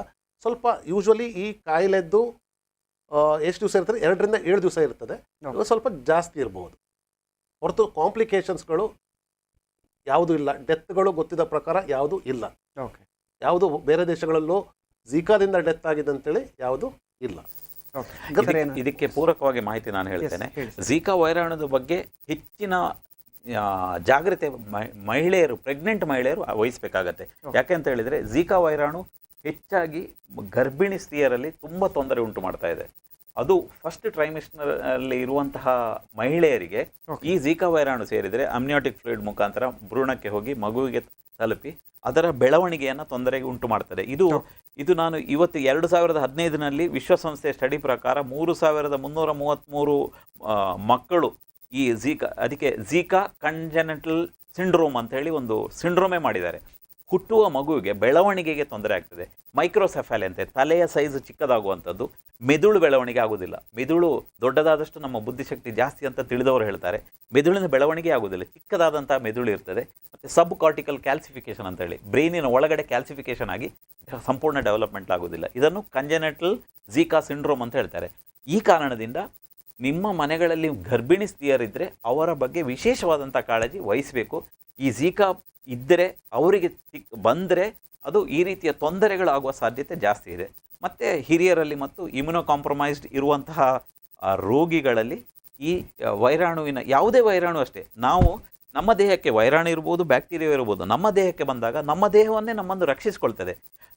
100 ಜನರಿಗೆ ಝೀಕಾ ವೈರಾಣು ಅಟ್ಯಾಕ್ ಮಾಡಿದರೆ 95 ಮಂದಿ ಅವ್ರು ತನ್ನಿಂತಾನೆ ಗೊತ್ತಿಲ್ಲದೆ ಹುಷಾರಾಗಿ ಬಿಡ್ತಾರೆ. ಯಾಕೆಂದರೆ ನಮ್ಮ ದೇಹದಲ್ಲಿ ನಮ್ಮಲ್ಲಿ ಬಿಳಿ ರಕ್ತ ಕಣಗಳು, ನಮ್ಮ ದೇಹದ ಸೈನಿಕರು ಅದನ್ನು ಒಪೋಸ್ ಮಾಡಿ ಅದನ್ನು ದೇಹದಿಂದ ಹೊರಗೆ ಹಾಕಲಿಕ್ಕೆ ಪ್ರಯತ್ನ ಮಾಡ್ತದೆ, ಸಕ್ಸಸ್ಫುಲ್ ಆಗ್ತದೆ. ಆದರೆ ಈ ಕಾಂಪ್ರಮೈಸ್ಡ್ ಪೇಷಂಟ್ಗಳಲ್ಲಿ, ಗರ್ಭಿಣಿ ಸ್ತ್ರೀಯರಲ್ಲಿ ತೊಂದರೆಗಳು ಉಂಟು ಮಾಡುವ ಸಾಧ್ಯತೆ ಜಾಸ್ತಿ. ಅಂಥವರಲ್ಲಿ ನಾವು ಜಾಸ್ತಿ ಹೆಚ್ಚು ಪ್ರಿಕಾಷನ್ ತಗೊಳ್ಬೇಕು. ವೆರಿ ಸಿಂಪಲ್ ಪ್ರಿಕಾಷನ್ಸ್ ಏನಂದರೆ, ನಾವು ಸೊಳ್ಳೆ ಕಚ್ಚದಾಗೆ ನೋಡಿಕೊಂಡ್ರೆ ಸಾಕು. ಅಷ್ಟು ಮಾಡಿದರೆ ಖಂಡಿತವಾಗಿ ಈ ಝೀಕಾ ವೈರಾಣುವನ್ನು ನಾವು ತುಂಬ ಇಫೆಕ್ಟಿವ್ ಆಗಿ ಕಂಟ್ರೋಲ್ ಮಾಡಲಿಕ್ಕೆ ಸಾಧ್ಯವಿದೆ. ತಾವು ಒಂದು ಮಾತಿಗೆ ಬಂದ್ರಿ ಸರ್, ಅಂದರೆ ಮೆದುಳಾಗಲಿ ತಲೆಯ ಭಾಗ ಆಗಲಿ ಬೆಳವಣಿಗೆ ಆಗೋದಿಲ್ಲ ಅಂತ ಗೂಗಲಲ್ಲಿ ಝೀಕಾದ ಬಗ್ಗೆ ಸರ್ಚ್ ಮಾಡಿದ ಕೂಡಲೇ ಅಂಥ ಫೋಟೋಸೇ ಬರುತ್ತೆ ಸರ್. ಜನರಿಗೆ ಒಂದು ಭಯ ಆಗೋದಿಲ್ಲ ಸರ್? ಅಂದರೆ ಮಕ್ಕಳಿಗೆಲ್ಲ ಇಂಥ ಸಮಸ್ಯೆ ಬರುತ್ತೆ ಸೊಳ್ಳೆ ಕಚ್ಚಿದ್ರೆ ಅಂತ, ಏನು ಮಾಡೋದು ಸರ್ ಇದು? ಇಲ್ಲ, ಇದು 5ರಿಂದ ಓಕೆ ಗರ್ಭಿಣಿಯರು ಸಾಧಾರಣ ಬಂದಲ್ಲಿ 5% ಜನರಿಗೆ ಈ ತೊಂದರೆ ಬರಬಹುದು ಅಂತೇಳಿ ಒಂದು ಅಂದಾಜು. ಎಲ್ರಿಗೂ ಬರ್ತಾರೆ ಅಂತೇಳಿ ಅಲ್ಲ, 5% ಜನರಿಗೆ ಬರಬಹುದು. ಅದು ಇಲ್ಲದಿದ್ರೂ ಮೈಕ್ರೋಸೆಫಾಲಿ ಇಷ್ಟು 5% ಅಲ್ಲಿದ್ರೂ ಮೈಕ್ರೋಸೆಫಾಲಿ ಬರಬಹುದು. ಬೇರೆ ಬೇರೆ ಕಾರಣಗಳಿಂದ, ಜೆನೆಟಿಕ್ ಕಾರಣಗಳಿಂದ ಬರಬಹುದು. ಅಂದರೆ ಝೀಕಾದಿಂದ 5%, ಸಾಧಾರಣ 5% ಎಸ್ಟಿಮೇಟ್ ಮಾಡಿದ್ದಾರೆ ಬರಬಹುದು, ಮೈಕ್ರೋಸೆಫಾಲಿ ಬರಬಹುದು ಅಂತೇಳಿ ಇದೆ. ಒಂದು ಸೆಕೆಂಡ್ ಅಂತ ಹೇಳಿದ್ರೆ, ಇದರಲ್ಲಿ ಇನ್ನೊಂದು ಅಂತ ಹೇಳಿದ್ರೆ ಗ್ವಿಲೆನ್ ಬಾರೆ ಸಿಂಡ್ರೋಮ್, GB ಸಿಂಡ್ರೋಮ್ ಅಂತೇಳಿ ಒಂದು ಅಪರೂಪದ ಕಾಯಿಲೆ ಬರುವಂತ ಸಂದರ್ಭ ಇರ್ಬೋದು ಅಂತೇಳಿ. GB ಸಿಂಡ್ರೋಮ್ ಅಂದ್ರೆ ನರ ಸಂಬಂಧಪಟ್ಟ ಒಂದು ರೋಗ. ಅದು ಅಂತ ಹೇಳಿದ್ರೆ ನಮ್ಮ ನರದಲ್ಲಿ ಮಯಾಲಿನ್ ಶೀತ್ ಹೇಳಿರ್ತದೆ, ಆ ಮಯಾಲಿನ್ ಶೀತ್ ನಾಶ ಆಗ್ಬಹುದು. ಅದು ಒಂದು ಇದರದ್ದು ರೇರೆಸ್ಟ್ ಕಾಂಪ್ಲಿಕೇಶನ್. ಸರ್ ಹೇಳಿದಾಗೆ ಒಂದು microcephaly, 2 GB syndrome. GB syndrome ಬರೇ ಝೀಕಾದಲ್ಲಿ ಅಂತಲೇ ಅಲ್ಲ, ಯಾವುದೇ ಬ್ಯಾಕ್ಟೀರಿಯಾ ಅಥವಾ ವೈರಸ್ ಎಫೆಕ್ಟ್ ಮಾಡಿದಾಗಲೂ ನಮ್ಮ ಇಮ್ಯೂನ್ ಸಿಸ್ಟಮ್ ನಮ್ಮ ಬಾಡಿಯ ವಿರುದ್ಧ ಹೋರಾಡಲಿಕ್ಕೆ ಸ್ಟಾರ್ಟ್ ಮಾಡ್ತದೆ. ಆಗ ಮೈಲಿನ್ ಶೀತ್ ನಾಶ ಆಗಿ ನಮಗೆ ಪ್ಯಾರಾಲಿಸಿಸ್ ಸ್ಟಾರ್ಟ್ ಆಗ್ಬೋದು. ಇದೊಂದು ಅದರದ್ದು ಕಾಂಪ್ಲಿಕೇಶನ್. ಮಹಿಳೆಯರಲ್ಲಿ, ಗರ್ಭಿಣಿಯರಲ್ಲಿ ಮೊದಲನೇ ಟ್ರೈಮಿಸ್ಟರ್, ನಾವು ಗರ್ಭಾವಸ್ಥೆಯನ್ನು 3 ಟ್ರೈಮಿಸ್ಟರ್ ಆಗಿ, ಫಸ್ಟ್ ಟ್ರೈಮಿಸ್ಟರ್ 1, 2, 3ನೇ ತಿಂಗಳನ್ನು ಫಸ್ಟ್ ಟ್ರೈಮಿಸ್ಟರ್, 4, 5, 6ನ ಸೆಕೆಂಡ್ ಟ್ರೈಮಿಸ್ಟರ್, 7, 8, 9ನ ಥರ್ಡ್ ಟ್ರೈಮಿಸ್ಟರ್ ಅಂತ ಹೇಳ್ತೇವೆ. ಸಾಮಾನ್ಯವಾಗಿ ಈ ಅಂಗಾಂಗ ಊನತೆ ಬರುವಂಥ ಮಕ್ಕಳಿಗೆ ಈ ಫಸ್ಟ್ ಟ್ರೈಮಿಸ್ಟ್ರಲ್ಲಿ ಏನಾದರೂ ಸಿವಿಯರ್ ಇನ್ಫೆಕ್ಷನ್, ಯಾವುದೇ ಬರೀ ಝೀಕಾ ಅಂತಲ್ಲ, ಬೇರೆ ಯಾವುದೇ ಸಿವಿಯರ್ ಜ್ವರ ಬಂದರೂ, ಯಾವುದೇ ಇನ್ಫೆಕ್ಷನ್ ಆದರೂ, ಸೋಂಕಾದರೂ ಸಹ ಯಾವುದೇ ಮೆಡಿಸಿನ್ಸ್ ಸಹ ನಾವು ತುಂಬ ಕೇರ್ಫುಲ್ಲಾಗಿ ತಗೊಳ್ಬೇಕಾಗತ್ತೆ. ನಮ್ಗೆ ಗೊತ್ತಿರ್ಬೋದು ಥ್ಯಾಲಿಡೊಮೈಡ್ ಅಂತೇಳಿ ಒಂದು ಕಾಲದಲ್ಲಿ ಮಾರ್ನಿಂಗ್ ಸಿಕ್ನೆಸ್, ವಾಮಿಟಿಂಗ್ ಸಿಕ್ನೆಸ್ಸಿಗೆ ಥ್ಯಾಲಿಡೊಮೈಡ್ ಅಂತ ಒಂದು ಡ್ರಗ್ಗನ್ನು ಸ್ಟಾರ್ಟ್ ಮಾಡಿದರು. ಎಲ್ಲರಿಗೂ ತುಂಬ ಇಫೆಕ್ಟಿವ್ ಆಗಿ ಬೆಳಗ್ಗೆ ಗರ್ಭಿಣಿಯರು ಫಸ್ಟ್ ಟ್ರೈಮಿಸ್ಟ್ರಲ್ಲಿ ಫಸ್ಟ್ 1, 2, 3ನೇ ತಿಂಗಳಲ್ಲಿ ವಾಮಿಟ್ ಮಾಡೋದು, ಅದಕ್ಕೆ ತಡಿಲಿಕ್ಕೆ ಕೊಟ್ಟಂಥ ಮಾತ್ರೆ ಒಳ್ಳೆ ಸಕ್ಸಸ್ ಆಗಿ ಇದಾಯಿತು. ಆಮೇಲೆ ಹುಟ್ಟಿದ ಎಲ್ಲ ಮಕ್ಕಳಿಗೂ ಕೈಕಾಲಿಲ್ಲದೆ ಹುಟ್ಟಿತು. ಅದು ಆ ರೀತಿ ಫಸ್ಟ್ ಟ್ರೈಮಿಸ್ಟ್ರಲ್ಲಿ ಆಗುವಂಥ ತೊಂದರೆ.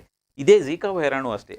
ನೀವು ಥರ್ಡ್ ಟ್ರೈಮಿಸ್ಟ್ರಿಗೆ ಆಗುವ ಮಗುವಿನ ಬೆಳವಣಿಗೆ ಆಗಿರ್ತದೆ, ಬ್ರೈನ್ ಡೆವಲಪ್ಮೆಂಟ್ ಆಗಿರ್ತದೆ, ಆಗ ನಿಮಗೆ ಬಂದರೆ ಆಗುವ ತೊಂದರೆಗಳು ಕಡಿಮೆ ಇರ್ತದೆ. ಇನ್ನೊಂದು ಮಿಸ್ಕ್ಯಾರಿಯೇಜ್ ಸಹ ಆಗುವ ಸಾಧ್ಯತೆಗಳು ಇದೆ ಅಂತೇಳಿ ನಮ್ಮ ಇದು ಲಂಡನ್ ಮೆಡಿಕಲ್ ಜರ್ನಲ್ ಆಫ್ ಲಂಡನ್ನಲ್ಲಿ ಸಹ 2022 ಫೆಬ್ರವರಿ ಇಶ್ಯೂನಲ್ಲಿ ಇದು ಮಿಸ್ಕ್ಯಾರೇಜ್ ಮತ್ತು ಮೈಕ್ರೋಸೆಫೆಲಿ ಆಗುವ ಸಾಧ್ಯತೆಗಳು ಹೆಚ್ಚು ಇದೆ, ಫಸ್ಟ್ ಟ್ರೈಮಿಸ್ಟ್ರಲ್ಲಿ ಆಗಿದೆ ಅಂತೇಳಿ ದಾಖಲೆ ಸಹ ಆಗಿದೆ. ಸೊ ಈ ಕಾರಣದಿಂದ ಗರ್ಭಿಣಿ ಸ್ತ್ರೀಯರು ಈ ವೈರಾಣುವಿನ ಬಗ್ಗೆ ಸ್ವಲ್ಪ ಹೆಚ್ಚಿನ ಎಚ್ಚರ ವಹಿಸಬೇಕು ಅಂತೇಳಿ ಆರೋಗ್ಯ ಇಲಾಖೆ ಹೇಳ್ತಾರೆ. ಓಕೆ. ಸೊ ಇಬ್ಬರು ಅತಿಥಿಗಳಿದ್ದಾರೆ. ಈ ಝೀಕಾ ವೈರಸ್ನ ಬಗ್ಗೆ ಒಂದಷ್ಟು ಮಾಹಿತಿಗಳು ಅನ್ನುವಂಥದ್ದು ನಮ್ಮ ವೀಕ್ಷಕರಿಗಾಗಲಿ ನನಗಾಗಲಿ ಎಲ್ರಿಗೂ ಅರಿವು ಅನ್ನುವಂಥ ಆಗ್ತಾ ಇದೆ. ನಾವು ಯಾವ ರೀತಿ ಎಚ್ಚರ ಇರಬೇಕು, ಜೊತೆಗೆ ಈ ವೈರಸ್ ಎಲ್ಲೆಲ್ಲ ಯಾವ ರೀತಿಯಲ್ಲಿ ಅಟ್ಯಾಕ್ ಮಾಡುತ್ತೆ ಅಥವಾ ಅದರ ಪರಿಣಾಮ ಯಾವ ರೀತಿಯಲ್ಲಿ ಇರ್ತದೆ ಎಲ್ಲವನ್ನು ಕೂಡ ಮಾತನಾಡ್ತೀವಿ ಒಂದು ವಿರಾಮದ ಬಳಿ.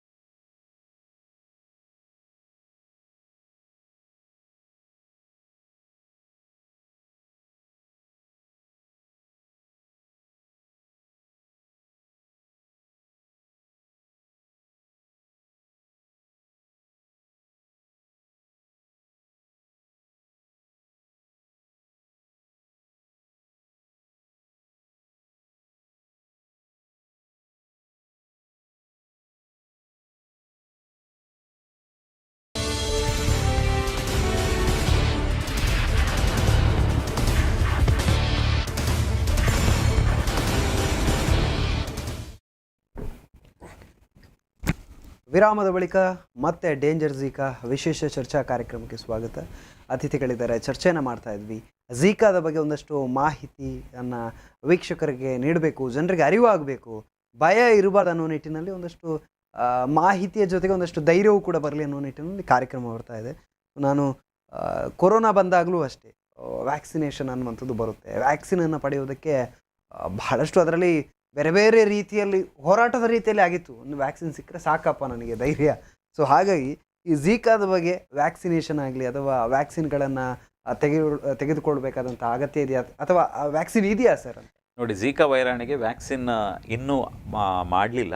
ಓಕೆ. ತುಂಬ ಈಗ ಕೋವಿಡ್ ಬರೋದಕ್ಕಿಂತ ಮೊದಲೇ ಸುಮಾರು 1947ರಲ್ಲಿ ಈ ಝೀಕಾ ವೈರಾಣು ಬಂದಿದೆ. ಬಹಳ ಅಪರೂಪವಾದಂಥ ರೋಗ ಮತ್ತು ಹೆಚ್ಚಿನ ತೊಂದರೆ ಉಂಟು ಮಾಡದ ಕಾರಣ ಇದರ ಬಗ್ಗೆ ವ್ಯಾಕ್ಸಿನೇಷನ್ ಇನ್ನೂ ಡೆವಲಪ್ ಆಗಿಲ್ಲ. ಸಂಶೋಧನೆಗಳು ನಡೀತಾ ಇದೆ. ಮುಂದಿನ ದಿನಗಳಲ್ಲಿ ವ್ಯಾಕ್ಸಿನೇಷನ್ ಬರ್ಬೋದು, ಬಂದರೆ ಹಾಕಿಸ್ಕೊಳ್ಬೋದು. ಈಗಂತೂ ಈ ರೋಗಕ್ಕೆ, ವೈರಾಣುವಿಗೆ ವ್ಯಾಕ್ಸಿನೇಷನ್ ಇಲ್ಲ. ಮತ್ತು ಇನ್ನೊಂದು, ನಾವು ತಿಳ್ಕೊಂಡ ಹಾಗೆ ನಾವು ಮನುಷ್ಯರು ನಾವೇ ಬುದ್ಧಿವಂತರು ಅಂತ ತಿಳ್ಕೊಳ್ತೇವೆ. ಓಕೆ. ಈ ವೈರಾಣು, ನಾನು ಆಗ್ತಾನೆ ಹೇಳಿದೆ, organisms at the edge of life, ಕೇವಲ ಒಂದು RNA ತಂತುಗಳನ್ನು ಹಿಡ್ಕೊಂಡು ಇಡೀ ಮಾನವ ಕುಲವನ್ನು ಹೈರಾಣು ಮಾಡಿದಂಥ ಕೋವಿಡ್ ವೈರಾಣು ಅದರ ರೂಪವನ್ನು ಬದಲಾಯಿಸಿಕೊಳ್ತದೆ. ಹೇಗೆ ನಾವು ಮನುಷ್ಯರು ಸಹ ಕಾಲಕ್ಕೆ ತಕ್ಕಂತೆ ಬದಲಾಗ್ತೇವೆ, ವೇಷವನ್ನು ಬದಲಿಸ್ತೇವೆ, ಹಾಗೆ ವೈರಾಣು ಸಹ ವೇಷವನ್ನು ಬದಲಿಸ್ತದೆ.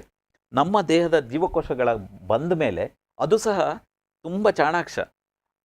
ಏನು ಮಾಡ್ತೇವೆ ನಾವು, ವ್ಯಾಕ್ಸಿನೇಷನ್ ಮಾಡಿದ ಕೂಡಲೇ, ಒಂದು ವೈರಾಣುವಿಗೆ ವ್ಯಾಕ್ಸಿನ್ ಕಂಡುಹಿಡಿದು ವ್ಯಾಕ್ಸಿನೇಷನ್ ಹಾಕಿಸಿದ ಕೂಡಲೇ ರೂಪಾಂತರ ಮಾಡಿಕೊಳ್ತದೆ. ವೈರಾಣು ಹೊಸ ವೇಷದಲ್ಲಿ ಹುಟ್ಟಿಕೊಳ್ತದೆ, ಹೊಸ ರೂಪದಲ್ಲಿ ಹುಟ್ಟಿಕೊಳ್ತದೆ. ಈ RNA ವರ್ಣತಂತುವಿನಲ್ಲಿ ಅದರ ಲಿಂಕ್ಗಳನ್ನು ವ್ಯತ್ಯಾಸ ಮಾಡಿಕೊಂಡು ಈ ವ್ಯಾಕ್ಸಿನೇಷನ್ ಎದುರು ಬದುಕುವ ಕಲೆಯನ್ನು ಅದು ಕರಗತ ಮಾಡಿಕೊಳ್ತಾ ಇದೆ. ಈಗ ನಮಗೆ ಕಂಪ್ಲೀಟ್ ಪ್ರೊಟೆಕ್ಷನ್ ಸಿಗ್ತದಂತೆಲ್ಲ ವ್ಯಾಕ್ಸಿನೇಷನ್ ಹಾಕಿದರೆ, ಕೋವಿಡ್ ಬಂದಾಗ ಎಲ್ಲರೂ ವ್ಯಾಕ್ಸಿನೇಷನ್ ಹಾಕಿಸಿಕೊಂಡು ನಾನು ಯುದ್ಧ ಗೆದ್ದೆ ಅಂತೇಳಿ, 3ನೇ ಮಹಾಯುದ್ಧವನ್ನು ಗೆದ್ದೆ ಅಂತೇಳಿ ಓಡಾಡ್ತಾ ಇದ್ರು. ಆದರೆ ಕೆಲವೊಂದು ಈ ವೈರಾಣು ಇನ್ನು ಮುಂದಿನ ದಿನಗಳಲ್ಲಿ ಇದೇ SARS-CoV-2 ಹೊಸ ವೇಷದಲ್ಲಿ ಬರುವ ಸಾಧ್ಯತೆಗಳು ಇದೆ, ಇಲ್ಲ ಅಂತ ನಾನು ಹೇಳೋದಿಲ್ಲ, ಬರುವ ಸಾಧ್ಯತೆ ಇದೆ. ಸದ್ಯದ ಮಟ್ಟಿಗೆ ಝೀಕಾ ವೈರಾಣಿಗೆ ವ್ಯಾಕ್ಸಿನೇಷನ್ ಇಲ್ಲ, ಹಾಗೆಂತೇಳಿ ಯಾರು ಹೆದರಬೇಕಾದ ಅವಶ್ಯಕತೆ ಇಲ್ಲ ಸರ್. ಹಾಗಾದರೆ ಝೀಕಾ ವೈರಸ್ಗೆ ವ್ಯಾಕ್ಸಿನ್ನ ಅಗತ್ಯ ಇದೆಯಾ ಅಂತ ಕೇಳೋದು ಸರ್. ಇಂಥ ತಾವು ಹೇಳಿದ್ರಿ ಅತಿ ವಿರಳ ಇದು, ಬರೋದಿಲ್ಲ ಅಂತ. ಹಾಗಾದರೆ ಇಂಥ ಪ್ರತಿಯೊಂದು ಬರ್ತಾನೆ ಇರುತ್ತೆ ಸರ್. ಪ್ರತಿಯೊಂದಕ್ಕೂ ವ್ಯಾಕ್ಸಿನ್ ಕಂಡುಹಿಡಿಯೋದು, ತಗೊಳ್ಳೋದು ಅಂತ ಹೇಳಿದ್ರೆ ನಾವು ಅದರಲ್ಲಿ ಜೀವಿಸಬೇಕಾಗುತ್ತಲ್ಲ ಸರ್. ನೋಡಿ, ಇಡೀ ಜಗತ್ತಿನಲ್ಲಿ 750 ಕೋಟಿ, ನಮ್ಮ ಇಡೀ ಭೂಮಂಡಲದ ಜನಸಂಖ್ಯೆಯಲ್ಲಿ ಇಷ್ಟರವರೆಗೆ ಈ ಝೀಕಾ ವೈರಾಣುವಿನಿಂದ 15 ಲಕ್ಷ ಜನ, ಮ್ಯಾಕ್ಸಿಮಮ್ 15 ಲಕ್ಷ ಜನ ಇದರಿಂದ ಅಫೆಕ್ಟ್ ಆಗಿರ್ಬೋದು. 15 ಲಕ್ಷದಲ್ಲಿ 14,75,000 ಜನನು ಆರಾಮಾಗಿ ಇದ್ದಾರೆ, ಹುಷಾರಾಗಿದ್ದಾರೆ. ಕೇವಲ ಒಂದಷ್ಟು ಮಾರ್ಟ್ಯಾಲಿಟಿ ರೇಟ್ 1% ಇದೆ ಅಷ್ಟೇ. ಅದು ಕಂಜೆನಿಟಲ್ ಡಿಫೆಕ್ಟ್ ಆಗಿರ್ಬೋದು, ಪ್ರೆಗ್ನೆಂಟ್ ಲೇಡಿಗಳಲ್ಲಿ, ಇಮ್ಯುನೋ ಕಾಂಪ್ರಮೈಸ್ಡ್ ಲೇಡಿಗಳಲ್ಲಿ ಬಂದಿರುವಂಥದ್ದು ಇದರಲ್ಲಿ. ಹಾಗಿರುವ ಕಾರಣದಿಂದ ಈ ರೋಗದ ಬಗ್ಗೆ ಜಾಸ್ತಿ ಭಯಭೀತರಾಗಬೇಕಾದ ಅವಶ್ಯಕತೆ ಇಲ್ಲ. ಸದ್ಯದ ಮಟ್ಟಿಗೆ ಇದಕ್ಕಿಂತ ಸೀರಿಯಸ್ ಆಗಿರುವಂಥ ರೋಗಗಳಿಗೆ ಈಗ ವ್ಯಾಕ್ಸಿನೇಷನ್ ಅಗತ್ಯ ಇದೆ. ಜಗತ್ತನ್ನು ಈಗ ನಮಗೆ ಹಿಂಡಿ ಹಿಪ್ಪೆ ಮಾಡ್ತಾ ಇರೋದು, ಈಗ ನಮಗೆ ಬೇರೆ ರೋಗಗಳಿಗೆ ನಾವು ವ್ಯಾಕ್ಸಿನ್ ಅಗತ್ಯ ಇದೆ. ಈ ರೋಗಕ್ಕೆ ಬಹುಶಃ ಸಂಶೋಧನೆಗಳು ನಡೀತಾ ಇರ್ಬೋದು, ಇಲ್ಲ ಅಂತ ನಾನು ಹೇಳೋದಿಲ್ಲ. ಆದರೆ ನಾವು ಸಂಶೋಧನೆಗಳು ಮಾಡಿ ವ್ಯಾಕ್ಸಿನ್ ಕಂಡುಹಿಡಿದಾಗ ಅದು ಹೊಸ ರೂಪದಲ್ಲಿ ಬರುವುದಿಲ್ಲ ಅಂತೇಳಿ ಗ್ಯಾರಂಟಿ ಇಲ್ಲ. ಖಂಡಿತವಾಗಿ ಸಹ ವೈರಾಣು ಹೊಸ ರೂಪದಲ್ಲಿ ಬರುವ ಸಾಧ್ಯತೆಗಳು ಹೆಚ್ಚಿದೆ. ಓಕೆ. ವ್ಯಾಕ್ಸಿನ್ ಕಂಡುಹಿಡಿಯೋರಿಗೆ ಒಂದು ಕೆಲಸನೇ ಆಗ್ಬಿಡುತ್ತೆ ಅಂತ ಸರ್, ಈ ರೀತಿ ರೂಪಾಂತರ ಆಗ್ತಾ ಇದ್ದರೆ. ಸೊ ಒಟ್ಟಿನಲ್ಲಿ ಜಗದೀಶ್ ಅವ್ರ ಹತ್ರ ಕೇಳಬೇಕು ಸರ್ ನಾನು, ಈ ಒಂದು ವೈರಸ್ ಅಂತ ಬಂದಾಗ ಬೇರೆ ರೀತಿಯ ರೋಗಗಳಿರ್ಬೋದು, ಅಥವಾ ಮಲೇರಿಯಾ ಇರ್ಬೋದು, ಅಂದರೆ ಚಿಕನ್ಗುನ್ಯಾ ಇರ್ಬೋದು, ಸೊಳ್ಳೆಗಳ ಮೂಲಕ ಹರಡುವಂಥ ರೋಗಗಳಿಗೆ ನಾವೇನು ಮುನ್ನೆಚ್ಚರಿಕೆ ಕ್ರಮವನ್ನು ವಹಿಸ್ಕೊಡ್ತೇವೆ, ಅಷ್ಟೇ ಮುನ್ನೆಚ್ಚರಿಕೆ ಕ್ರಮ ಸಾಕಾ ಇದಕ್ಕೆ, ಬೇರೆ ಏನು ಬೇಡವಾ ಅಂತ ಕೇಳೋದು. ಅದಕ್ಕಿಂತ ಒಂದು ಹೆಜ್ಜೆ ಮುಂದೆ ಇಡಬೇಕಾದಂಥ ಅಗತ್ಯ ಬರೋದಿಲ್ವ ಅಂತ ಕೇಳೋದು ಸರ್.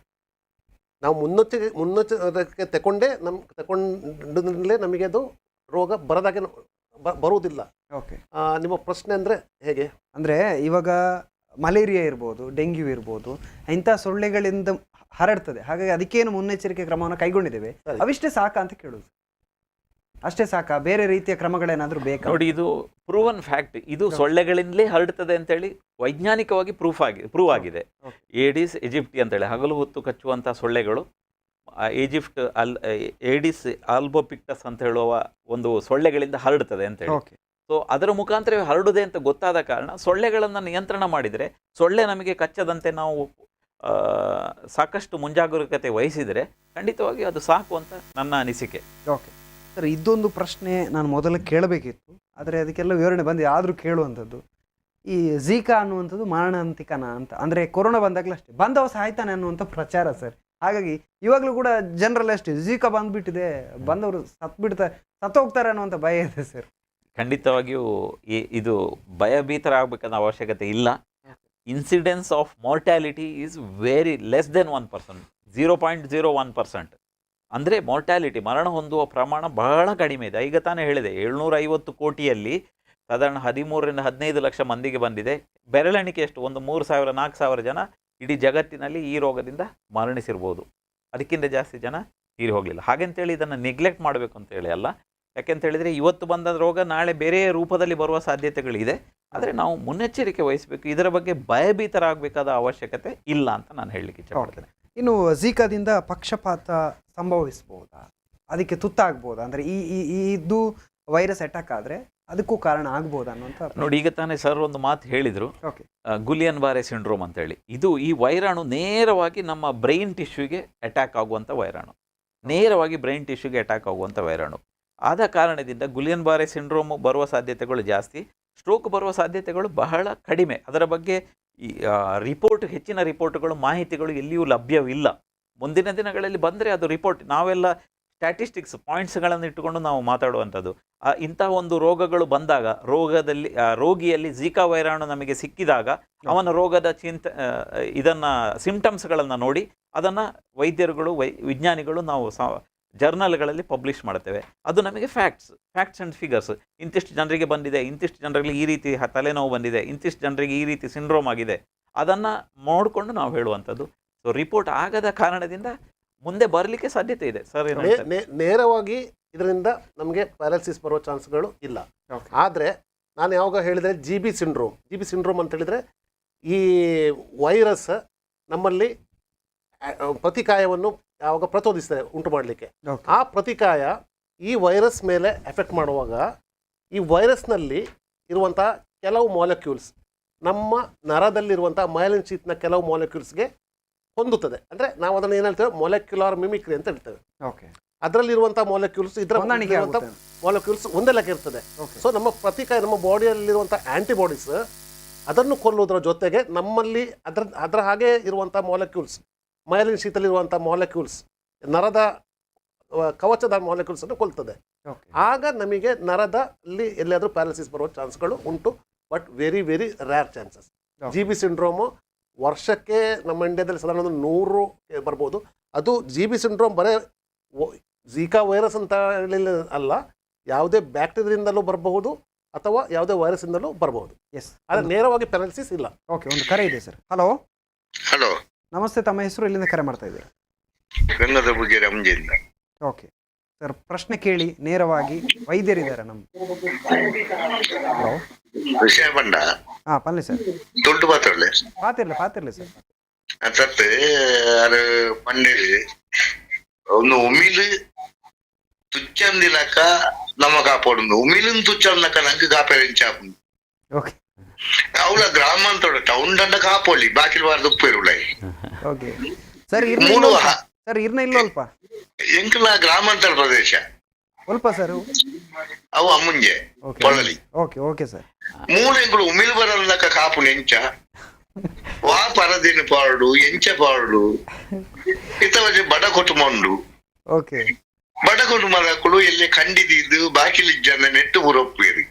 ಓಕೆ, ನೆಕ್ ಸಜೆಷನ್ ಇಂಚಿನ ಬಂಡ ಐಕ್ ಮರ್ದ ಇಂಚಿನ ಕ್ಲೀನಿಂಗ್ ಮಲ್ಪೋಡು, ಉಮಿಲ್ ಬರಂದಿಲಕ ದಾದ ಮಲ್ಪೋಡು.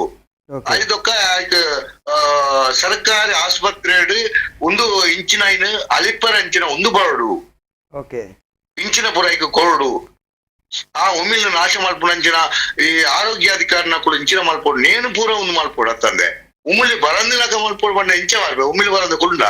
ಓಕೆ, ಉಮಿಲು ಬರಂದೆ ಕುಲ್ಲುಜಿ ಸರ್. ಅವು ಉತ್ಪತ್ತಿ ಆಪನೇನು ಉಂತಾವನಂಚಿನ ಪ್ರಯತ್ನ ಅವೇ ಉತ್ಪತ್ತಿ ಆಪಿನಂಚಿನಕ್ಕೆ ಇತ್ತ ಕೆಲವರಿಗೆ ಬರ್ಪೇರು, ಆರೋಗ್ಯ ಅಧಿಕಾರಿ ಮಕ್ಕಳು ಬರ್ಪೇರು. ಭತ್ತದ ಕಾಲಿಗೆ ಗ್ಯಾಸ್ ಬಿಡ್ಪೇರು. ಅದಕ್ಕೆ ನಿರ್ಮೂಲನ ಮನ್ಪಿನ ಇತ್ತೊರ್ತಾತಜಿ ಓಲಾತಜಿ.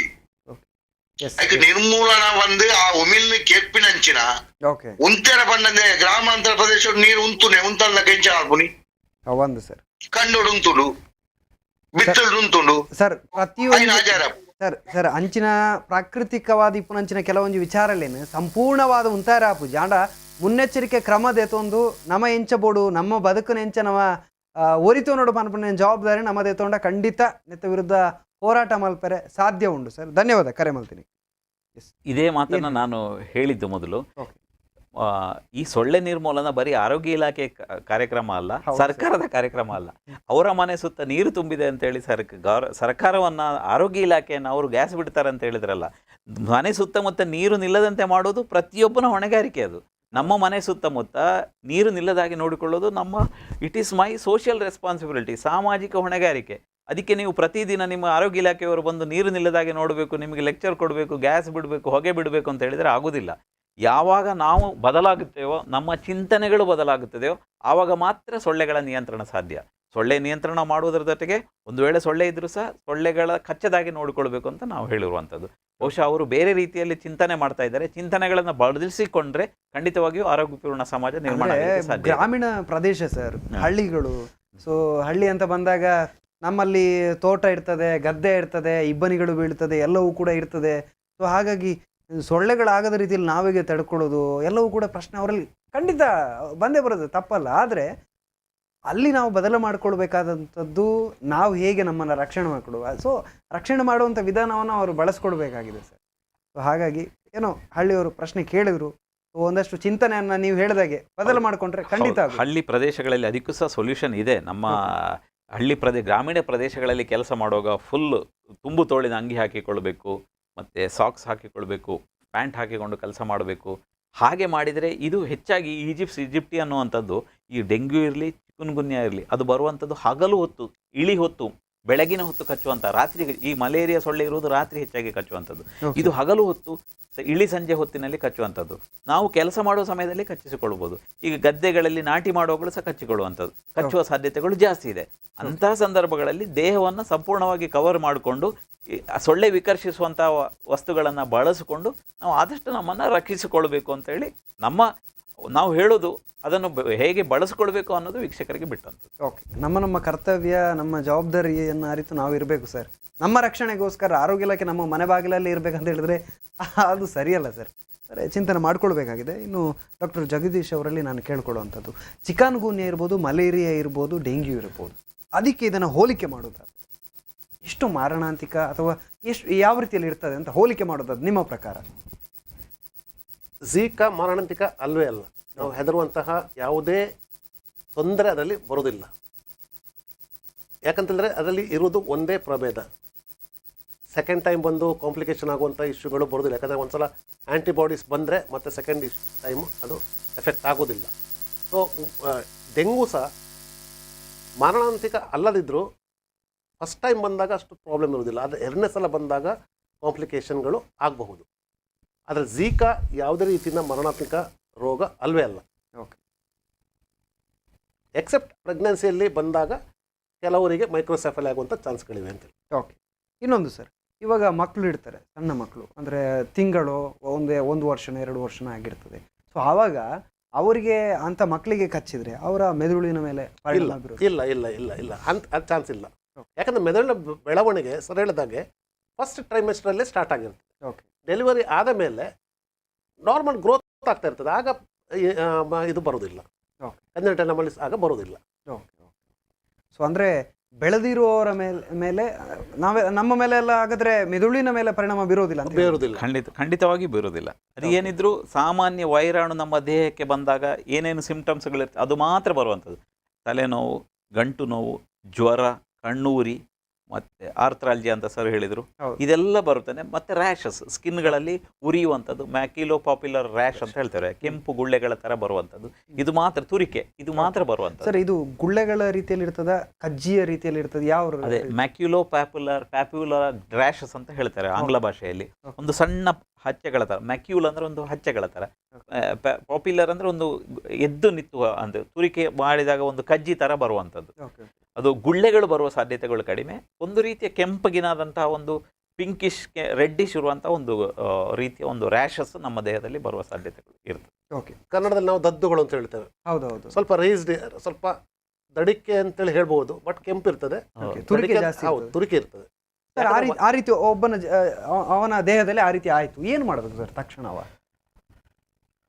ರ್ಯಾಷಸ್ ಸರ್ ಹೇಳಿದಾಗೆ ಇದಕ್ಕೆ ಟ್ರೀಟ್ಮೆಂಟ್, ಜ್ವರ ಬಂದರೆ ಸಿಂಪ್ಟಮ್ಯಾಟಿಕ್ ಟ್ರೀಟ್ಮೆಂಟ್. ಓಕೆ, ಜ್ವರಕ್ಕೆ ಪ್ಯಾರಾಸಿಟಮಾಲ್, ಡಿಹೈಡ್ರೇಷನ್ ಇದ್ದರೆ ಇಲೆಕ್ಟ್ರಾಲ್, ಆರ್ ತುಂಬ ಡಿಹೈಡ್ರೇಷನ್ ಇದ್ದರೆ IV ಫ್ಲೂಯಿಡ್ಸ್, ಪ್ಲಸ್ ದದ್ದುಗಳು ತೂರಿಸೋದಿದ್ರೆ ನಾವು ಜಸ್ಟ್ ಅದಕ್ಕೆ ಆ್ಯಂಟಿಹಿಸ್ಟಮಿನ್ಸ್ ಕೊಟ್ಟರೆ ಸಾಕಾಗ್ತದೆ, ಬೇರೆ ಏನು ಮಾಡುವಂಥ ಅಗತ್ಯ ಇರೋದಿಲ್ಲ.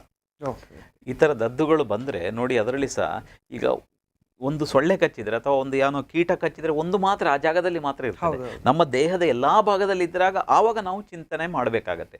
ಈ ವೈರಾಣು ಇನ್ಫೆಕ್ಷನ್ ಆದಾಗ ಇದು ದೇಹದ ಎಲ್ಲ ಭಾಗದಲ್ಲಿ ಇರ್ತದೆ.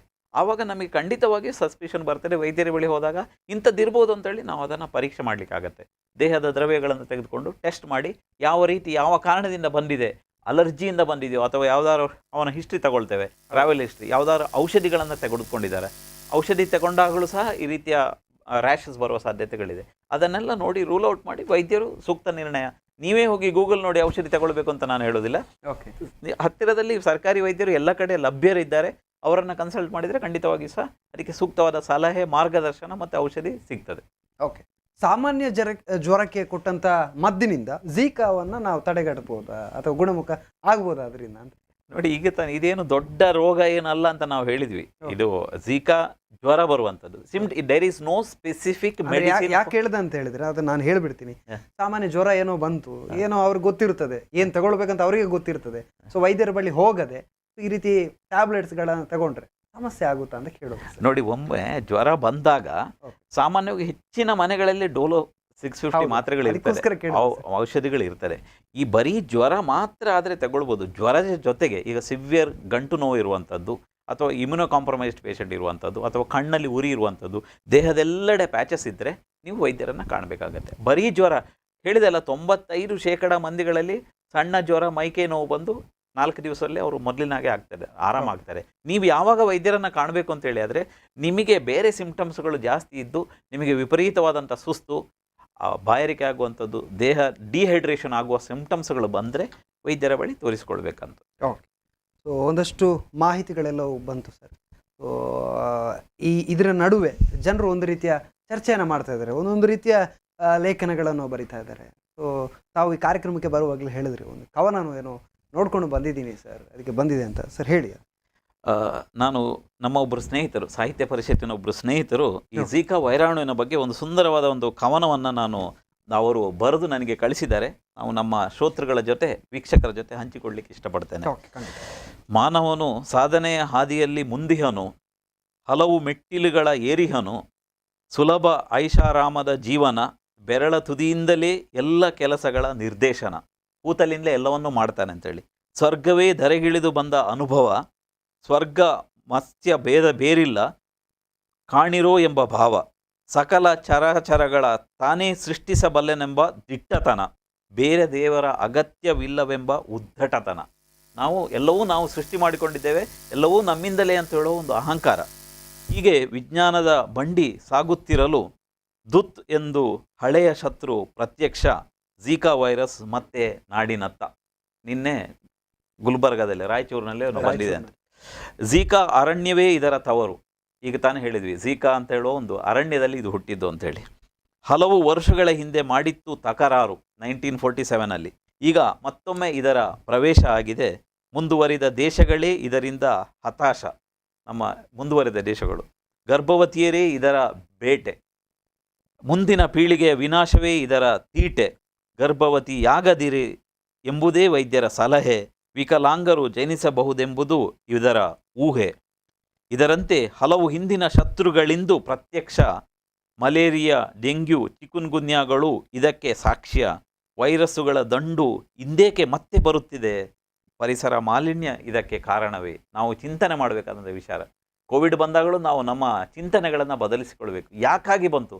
ಅರಣ್ಯದಲ್ಲಿ ಇರಬೇಕಾದಂತಹ ವೈರಾಣುಗಳು 10 ಟ್ರಿಲಿಯನ್ ವೈರಾಣುಗಳಿದೆ. ಕೇವಲ 1% ನಮ್ಮ ಮನುಷ್ಯನ ಸಂಪರ್ಕಕ್ಕೆ ಬಂದದ್ದು. ಅದರಿಂದಲೇ ನಾವು ಹೈರಾಣಾಗಿ ಹೋಗಿದ್ದೀವಿ. ಇದು ಯಾಕೆ ಆಗ್ತಾ ಇದೆ? ನಾವು ತಿನ್ನಬಾರದನ್ನು ತಿಂದಿದ್ವಿ, ಮಾಡಬಾರದನ್ನು ಮಾಡಿದ್ವಿ. ಆ ಕಾರಣದಿಂದ ಈಗ ನೋಡಬಾರದನ್ನೆಲ್ಲ ನೋಡ್ತಾ ಇದ್ದೀವಿ. ಚಿಪ್ಪು ಹಂದಿಯನ್ನು ತಿಂದ ಕಾರಣ ಚೈನಾದಲ್ಲಿ ಆಗಿದ್ದು ವೈರಾಣು ಬಂದು ಇಡೀ ಜಗತ್ತನ್ನು 2 ವರ್ಷಗಳ ಕಾಲ ಮಕಾಡೆ ಮಲಗಿಸಿದೆ. ಇದು ಕಾರಣ ಪರಿಸರ ಮಾಲಿನ್ಯ. ತುಂಬ ಚೆನ್ನಾಗಿ ಈಗ ಹೇಳಿದ್ದಾರೆ. ಇವುಗಳ ನಿರ್ನಾಮಕ್ಕೆ ದಿವ್ಯೌಷಧಿ ಇಲ್ಲವೇ? ಹಲವು ಪ್ರಶ್ನೆಗಳು ಮನದಲ್ಲಿ ಉದಿಸಿತ್ತು, ಯಾರಲ್ಲೂ ಉತ್ತರ ಸಿಗದೆ ಮನ ಭಾರವಾಗಿತ್ತು. ಕೊನೆಗೆ ಕಾಲಾಯ ತಸ್ಮೈ ನಮಃ ಎಂದು ಸುಮ್ಮನಾಯಿತು. ಇದು ಬಹುಶಃ ಅವರು ಹಿಂದೆ ಬಂದಾಗ, 2 ವರ್ಷ ಹಿಂದೆ ಬಂದಾಗ ಬರೆದಂಥ ಕವನ.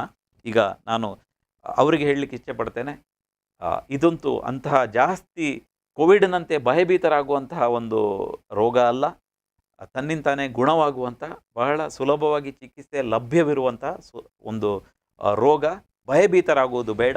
ನಮ್ಮ ಟೈಟಲ್ ನೋಡಿ ದಯವಿಟ್ಟು ಭಯಭೀತರಾಗಬೇಡಿ. ಡೇಂಜರ್ ಝೀಕಾವನ್ನು ನಾವು ತುಂಬ ಸಿಂಪಲ್ ಆಗಿ ಮೈಲ್ಡ್ ಝೀಕಾ ಅಂತ ಹೇಳಲಿಕ್ಕೆ ಇಚ್ಛೆ ಪಡ್ತೇನೆ. ಓಕೆ, ಕೊನೆಯದಾಗಿ ಜಗದೀಶ್ ಅವರು ಏನು ಹೇಳ್ತೀರಾ ಸರ್ ವೀಕ್ಷಕರಿಗೆ? ಒಂದು ಪೂರಕ ಮಾಹಿತಿ ಕೊಡ್ತೇನೆ ನಿಮಗೆ.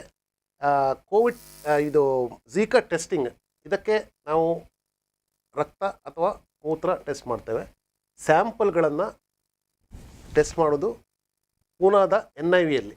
ಇಲ್ಲಿಂದ ಎಲ್ಲಿಯಾದರೂ ಸಸ್ಪೆಕ್ಟ್ ಮಾಡಿದಾಗ ಸ್ಯಾಂಪಲ್ಗಳನ್ನು ಪೂನಾಗೆ ಹೆಲ್ತ್ ಡಿಪಾರ್ಟ್ಮೆಂಟ್ ಅವರು ಕಳಿಸಿಕೊಡ್ತಾರೆ.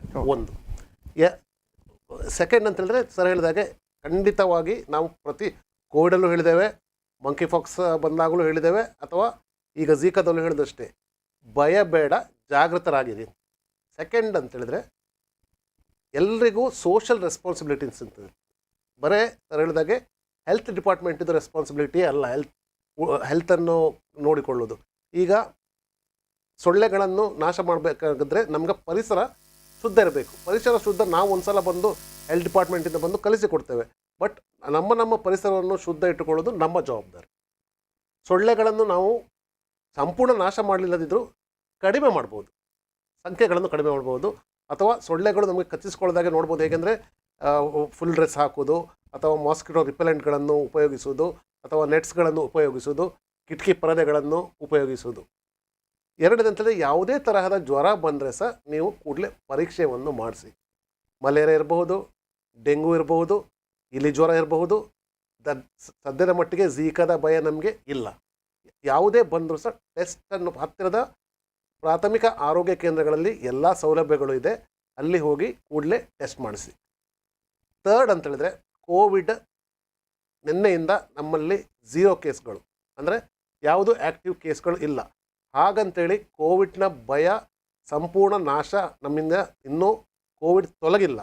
ಆದ್ದರಿಂದಾಗಿ ನಾವು hand wash, social distance, mask, ಕೋವಿಡ್ಗಾಗಿ ಅಲ್ಲದಿದ್ದರೆ ಸಹ ಕೋವಿಡ್ ಸೇರಿಕೊಂಡು ಇತರ ಈಗ ಸೀಸನಲ್ ಫ್ಲೂ ಇದೆ, H1N1 ಇರ್ಬೋದು, S3N2 ಇರ್ಬೋದು. ಇದನ್ನು ನಾವು ದೂರ ಮಾಡಬೇಕಾದ್ರೆ ನಾವು ಮಾಸ್ಕ್ಗಳನ್ನು ಉಪಯೋಗ ಮಾಡೋದು ಒಳ್ಳೆಯದು. ಇದು ನಮ್ಮ ಹೆಲ್ತ್ ಡಿಪಾರ್ಟ್ಮೆಂಟಿಂದ ನಿಮಗೆ ಒಂದು ಸಲಹೆ. ಎಸ್, ಇಬ್ಬರು ಅತಿಥಿಗಳು ಬಂದು ಒಂದು ಉಪಯುಕ್ತವಾದಂಥ, ನಮಗೆ ಅಗತ್ಯ ಇತ್ತು ಸರ್ ಇಂಥ, ಅಂದರೆ ಝೀಕಾ ಬಂದ ತಕ್ಷಣ ಒಂದು ರೀತಿಯ ಭಯ, ತುಂಬ ಡೇಂಜರ್ ಇದೆ ಅಂತ. ಸೊ ಆ ಡೇಂಜರ್ ಇರ್ಬೋದು ಅನ್ನೋದಕ್ಕೆ ಇಂಥ ಟೈಟಲ್ ಇಟ್ಟು ಇರ್ಬೋದಾ ಅನ್ನೋದಕ್ಕೆ ನಿಮ್ಮಿಂದ ಉತ್ತರ ಸಿಕ್ಕಿತು ಸರ್, ಇಲ್ಲ ಅನ್ನುವಂಥದ್ದು. ಸೊ ಇವಿಷ್ಟೇ ಬೇಕಾಗಿರುವಂಥದ್ದು. ಅದು ಸಾರ್ಥಕವಾದಂಥ ಕಾರ್ಯಕ್ರಮ ಅಂತ ನನಗನ್ನಿಸ್ತು. ಉಪಯುಕ್ತವಾದಂಥ ಮಾಹಿತಿ ಕೂಡ ಬಂತು. ಮಾಹಿತಿಯನ್ನು ನೀಡಿದ್ದೀರಾ. ಇಬ್ಬರಿಗೂ ಕೂಡ ನಾನು ಸ್ಪಂದನ ಟಿವಿಯ ಪರವಾಗಿ, ನಮ್ಮ ವೀಕ್ಷಕರ ಪರವಾಗಿ ಅನಂತ ಧನ್ಯವಾದಗಳನ್ನು ತಿಳಿಸ್ತೇನೆ ಸರ್. ಧನ್ಯವಾದಗಳು. ವೀಕ್ಷಕರೇ, ನೋಡಿದ್ರಲ್ಲ, ಡೇಂಜರ್ ಝೀಕಾ ಅನ್ನುವಂಥ ಒಂದು ಭಯ ಇತ್ತು, ಆದರೆ ಡೇಂಜರೇ ಇಲ್ಲ ಅನ್ನುವಂಥ ನಮಗೆ ಧೈರ್ಯ ಸಿಕ್ಕಿದೆ ಇವಾಗ. ಹಾಗಾಗಿ ನೀವೆಲ್ಲ ಧೈರ್ಯವಾಗಿರಿ. ಏನೇ ಜ್ವರ ಬರಲಿ ಅಥವಾ ಏನೇ ಸಿಂಪ್ಟಮ್ಸ್ ಬರಲಿ, ಒಂದು ಕ್ಷಣ ವೈದ್ಯರ ಬಳಿ ತೆರಳಿ ಅಲ್ಲಿಂದ ಉಪಯುಕ್ತವಾದಂಥ ಮಾಹಿತಿಯು, ಚಿಕಿತ್ಸೆಯನ್ನು ಪಡ್ಕೊಳ್ಳಿ ಅಂತ ಹೇಳ್ತಾ, ನಮ್ಮ ಧೈರ್ಯ, ನಮ್ಮ ಆರೋಗ್ಯ ಎಲ್ಲವೂ ಕೂಡ ನಮ್ಮ ಜೊತೆಗಿರಲಿ. ಅದರ ಜೊತೆಯಲ್ಲಿ ಆರೋಗ್ಯ ಇಲಾಖೆಯೇ ಬಂದು ಸೊಳ್ಳೆಗಳನ್ನು ನಾಶಪಡಿಸ್ಬೇಕಂತ ಹೇಳಿದ್ರೆ ಸಾಧ್ಯವೂ ಇಲ್ಲ. ಆರೋಗ್ಯ ಇಲಾಖೆ ನಮ್ಮ ಆರೋಗ್ಯವನ್ನು ಹೇಗೆ ಕಾಪಾಡಿಕೊಳ್ಬಹುದು, ಅಥವಾ ನಮ್ಮ ಸುತ್ತಮುತ್ತಲಿನ ಪರಿಸರವನ್ನು ಹೇಗೆ ಚೆನ್ನಾಗಿ ಇಟ್ಕೊಳ್ಬೋದು ಅನ್ನೋದನ್ನು ನಿರ್ದೇಶನ ಮಾಡೋಕ್ಕಿರುವಂಥದ್ದು ಎಲ್ಲವೂ ಕೂಡ ಇರ್ತದೆ. ಸೊ ಹಾಗಾಗಿ ಆರೋಗ್ಯ ಇಲಾಖೆ ನಿರ್ದೇಶನವನ್ನು ಪಡ್ಕೊಂಡು ತಾವು ನಮ್ಮ ಜವಾಬ್ದಾರಿಯು ಕರ್ತವ್ಯವನ್ನು ಅರಿತು ಜೀವನ ನಡೆಸುವಂತ ಹೇಳ್ತಾ, ಇದಾಗಿತ್ತು ಈ ಹೊತ್ತಿನ ವಿಶೇಷ ಸುದ್ದಿ ಹಾಗೂ ಮನೋರಂಜನೆಗಾಗಿ ನೋಡ್ತಾ ಇರಿ ಸ್ಪಂದನ.